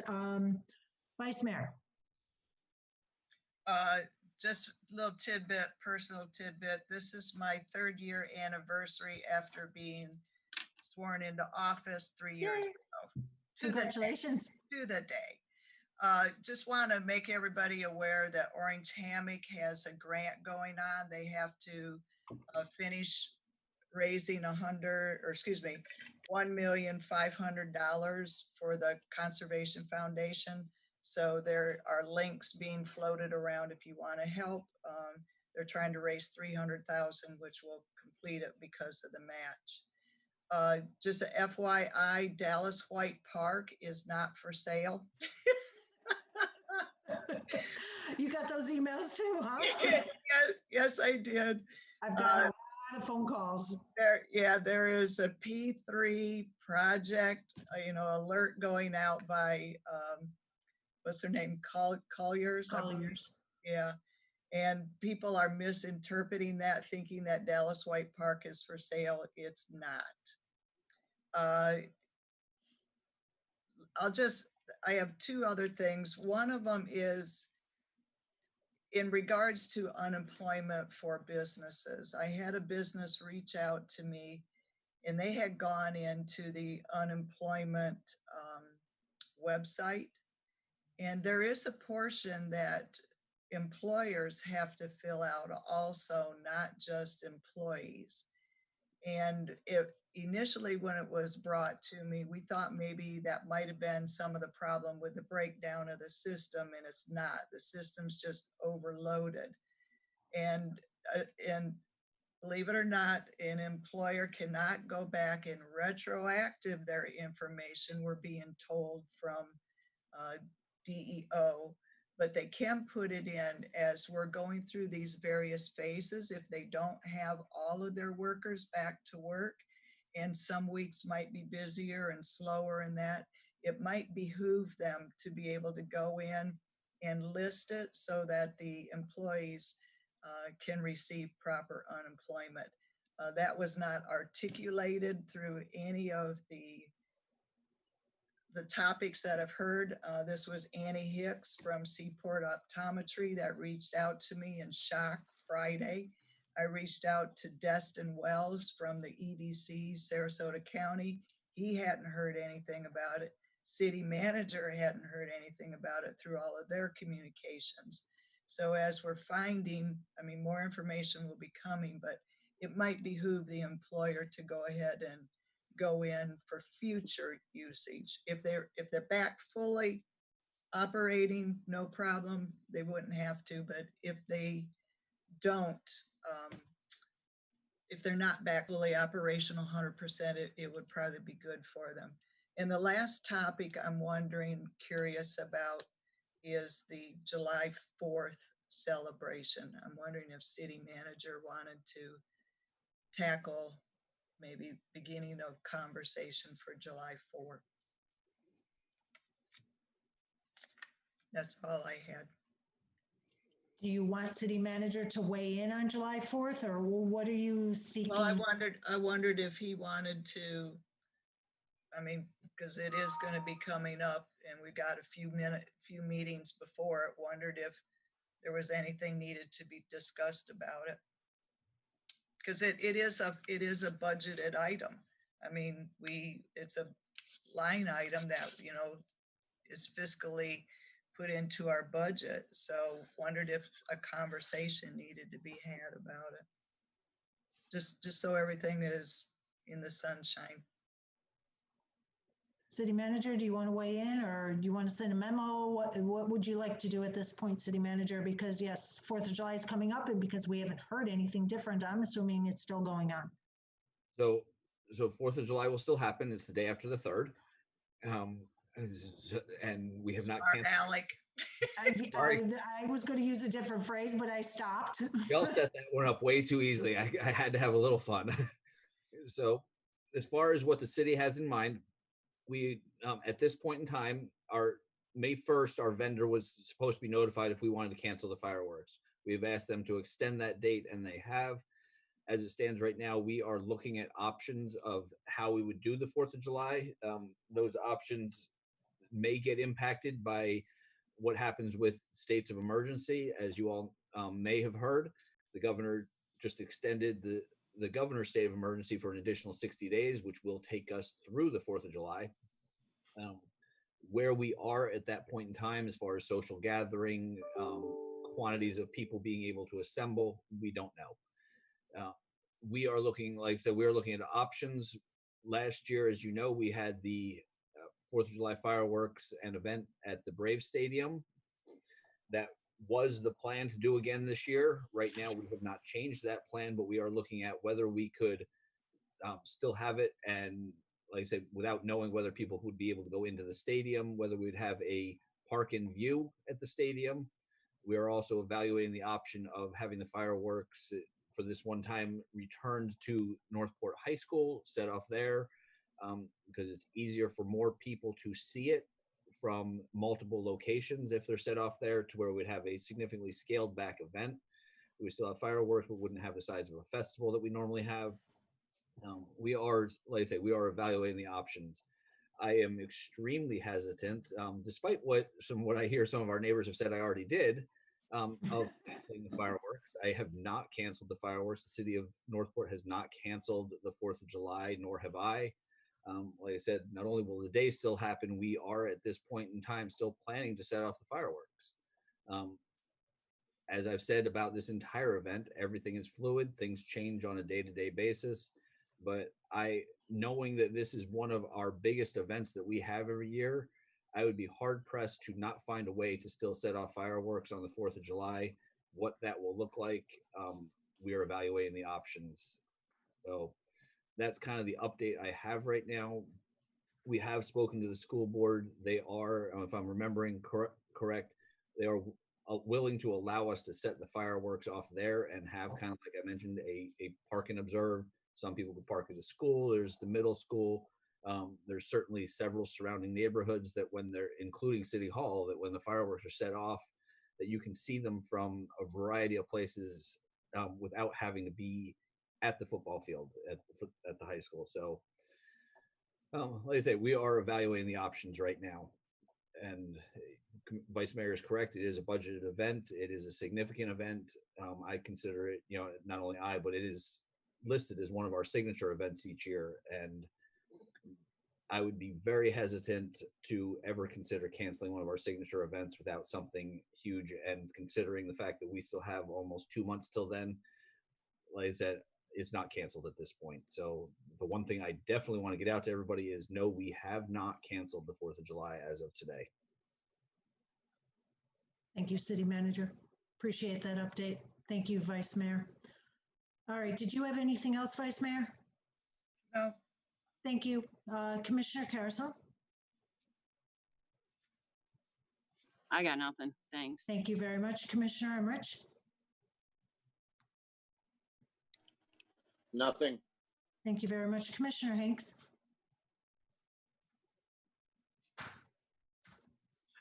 Yeah, a couple things.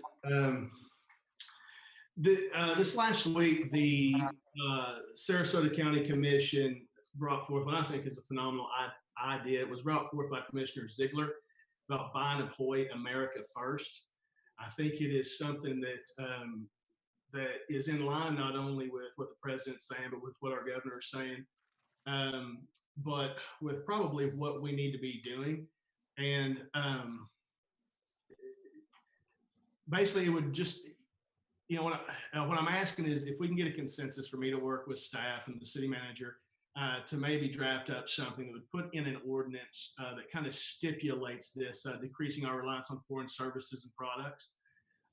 Specifically, you know, whenever you think about China right now, their human rights issues, their child labor laws and their sweatshops, and how they, even with them, they hoarded supplies, hiding in line, and over this China-borne virus. And I just think it's something that today I think every level of our government needs to kind of stand and make a statement with it. And I would like to do something with that. And I just wanted to know if the board was amenable to something like that.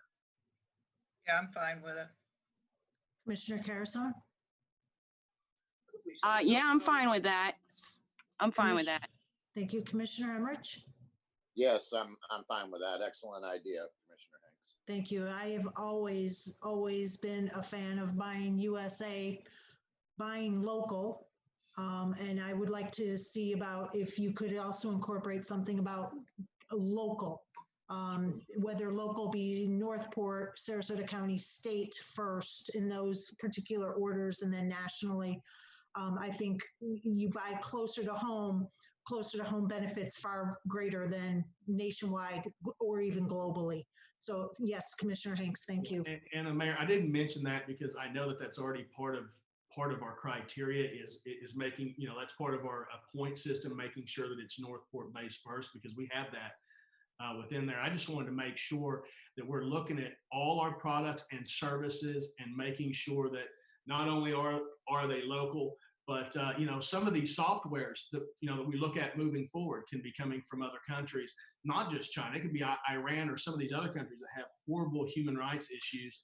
And I just think it's time that we start looking towards this. I just had a thought, maybe we got track it from China or Iran or some dictatorship country, and that's why it's not working. Sorry about the chuckle on that. So thank you, Commissioner Hanks. Yeah.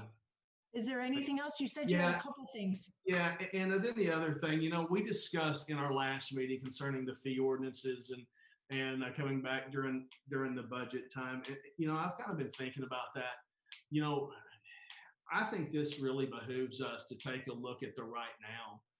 And as I've continued to think about this, and I've spoken with some folks out there too, just to take a look at the right now. I know we're going to deal with next year's, but I just really think we need to take care of the right now. And I would like to get a consensus about whether or not we can, even if we needed to have a short, I don't know how short that meeting would be, but if we could even have some kind of a emergency session or a special meeting between now and then to deal with the right now. Well, I was kind of expecting city manager to bring something forward sooner rather than later. And in his comments, I was going to question him whether he did have that available or not. I was going to wait for him to speak before, because I was going to allow him the opportunity to do so if he had done so. But yeah, he was working on it. So, but yeah, I am for that, but he might already have it in place. And Commissioner Hanks, you beat me to the punch because that was one of my discussion items. We have, city manager enacts emergency orders all the time.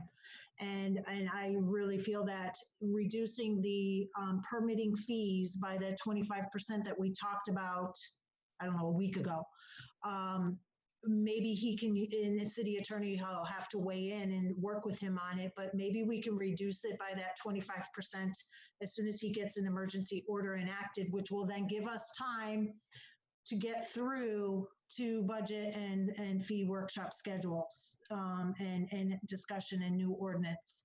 So I agree. We've got to start doing something a little bit quicker than a month from now or 6 months from now, which is why I brought it up and was hoping we might be able to do something. But emergency order, I don't know, city manager or city attorney, can something like that be done by emergency order?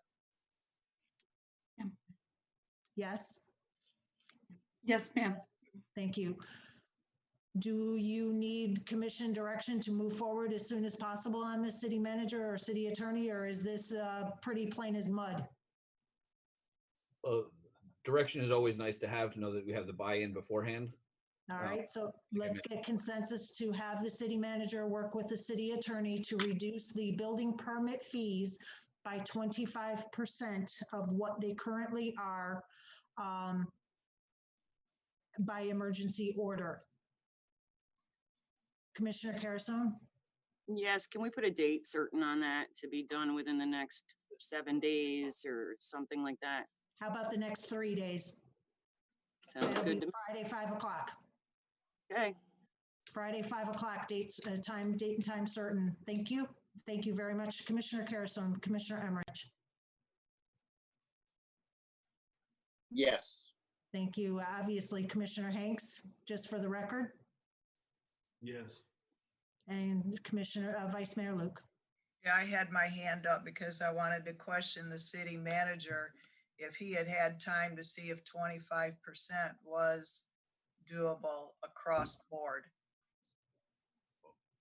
We can certainly do that for the rest of this fiscal year. I do think, out of respect to the city attorney, we need to ask her if she can draft this emergency order in the next 3 days or not.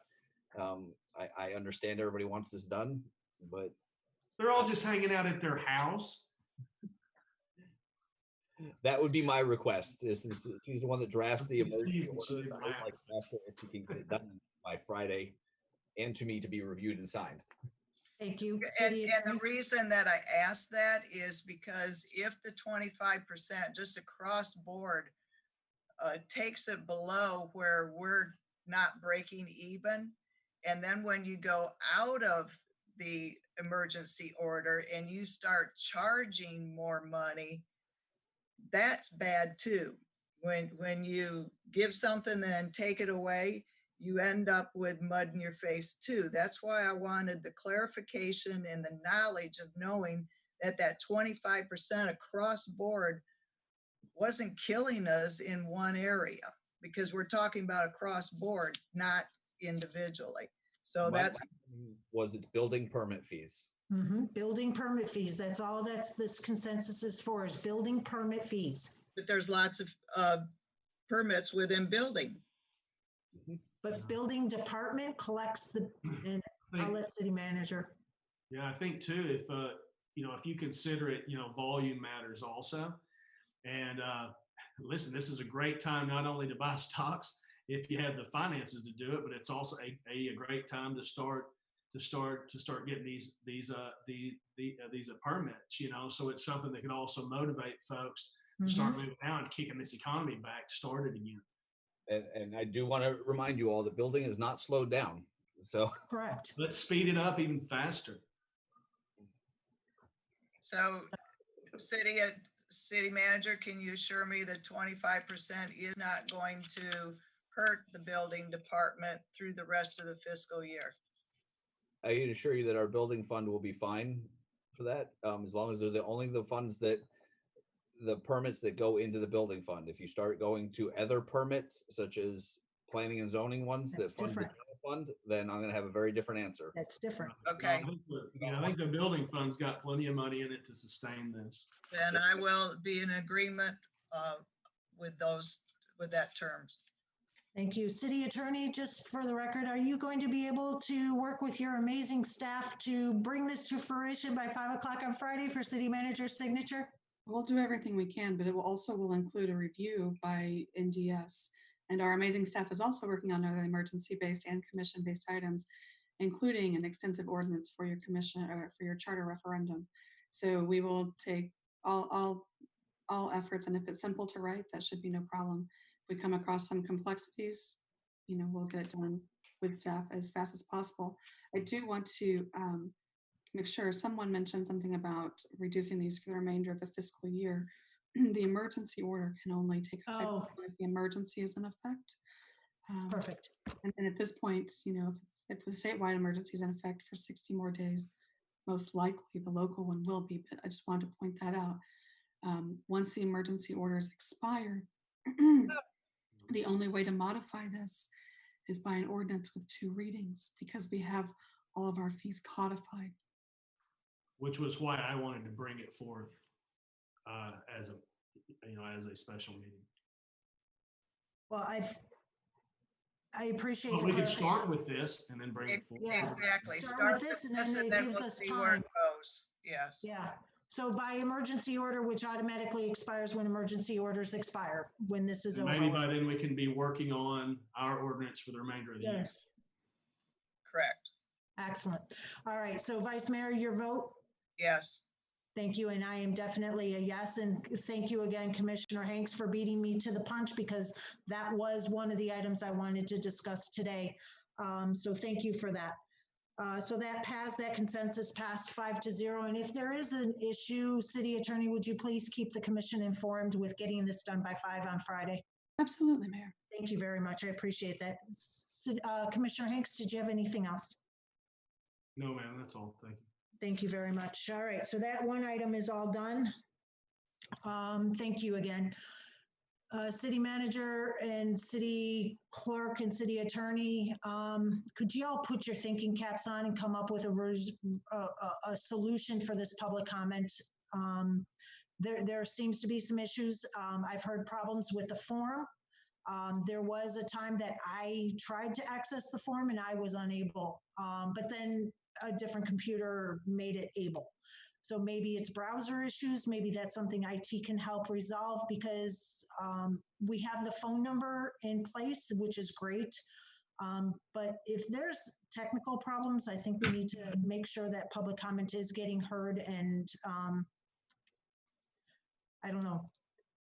So let's get a consensus, if we can, to have City Manager, City Clerk, and City Attorney work on something with public comment to work through these obvious problems that are being had. Yes. Commissioner Carrison, Yes. Commissioner Emmerich, Yes. and Commissioner Hanks. Yeah, it could just be as simple as opening up the emails, Yeah, maybe just include over emails to one specific email address. That way then Vice Mayor's not getting them, I'm not getting, it's going to one specific address. And maybe too, a hyperlink. I know the City Attorney reads the memo each meeting, and it says, follow this link. Well, turn it into a hyperlink. They're already online. It's not a hyperlink. So maybe that simple little thing might help solve some of it too. I don't know. So you have your consensus, City Manager, City Clerk, and City Attorney. Thank you very much. And my last one is about the state of emergency. So the state of emergencies in the past have been issued for hurricanes, maybe some flooding, maybe back in Commissioner Carrison's previous tenure. Those are the only things that I can think of that emergency orders have been issued for. This one is going on for a very, very long time.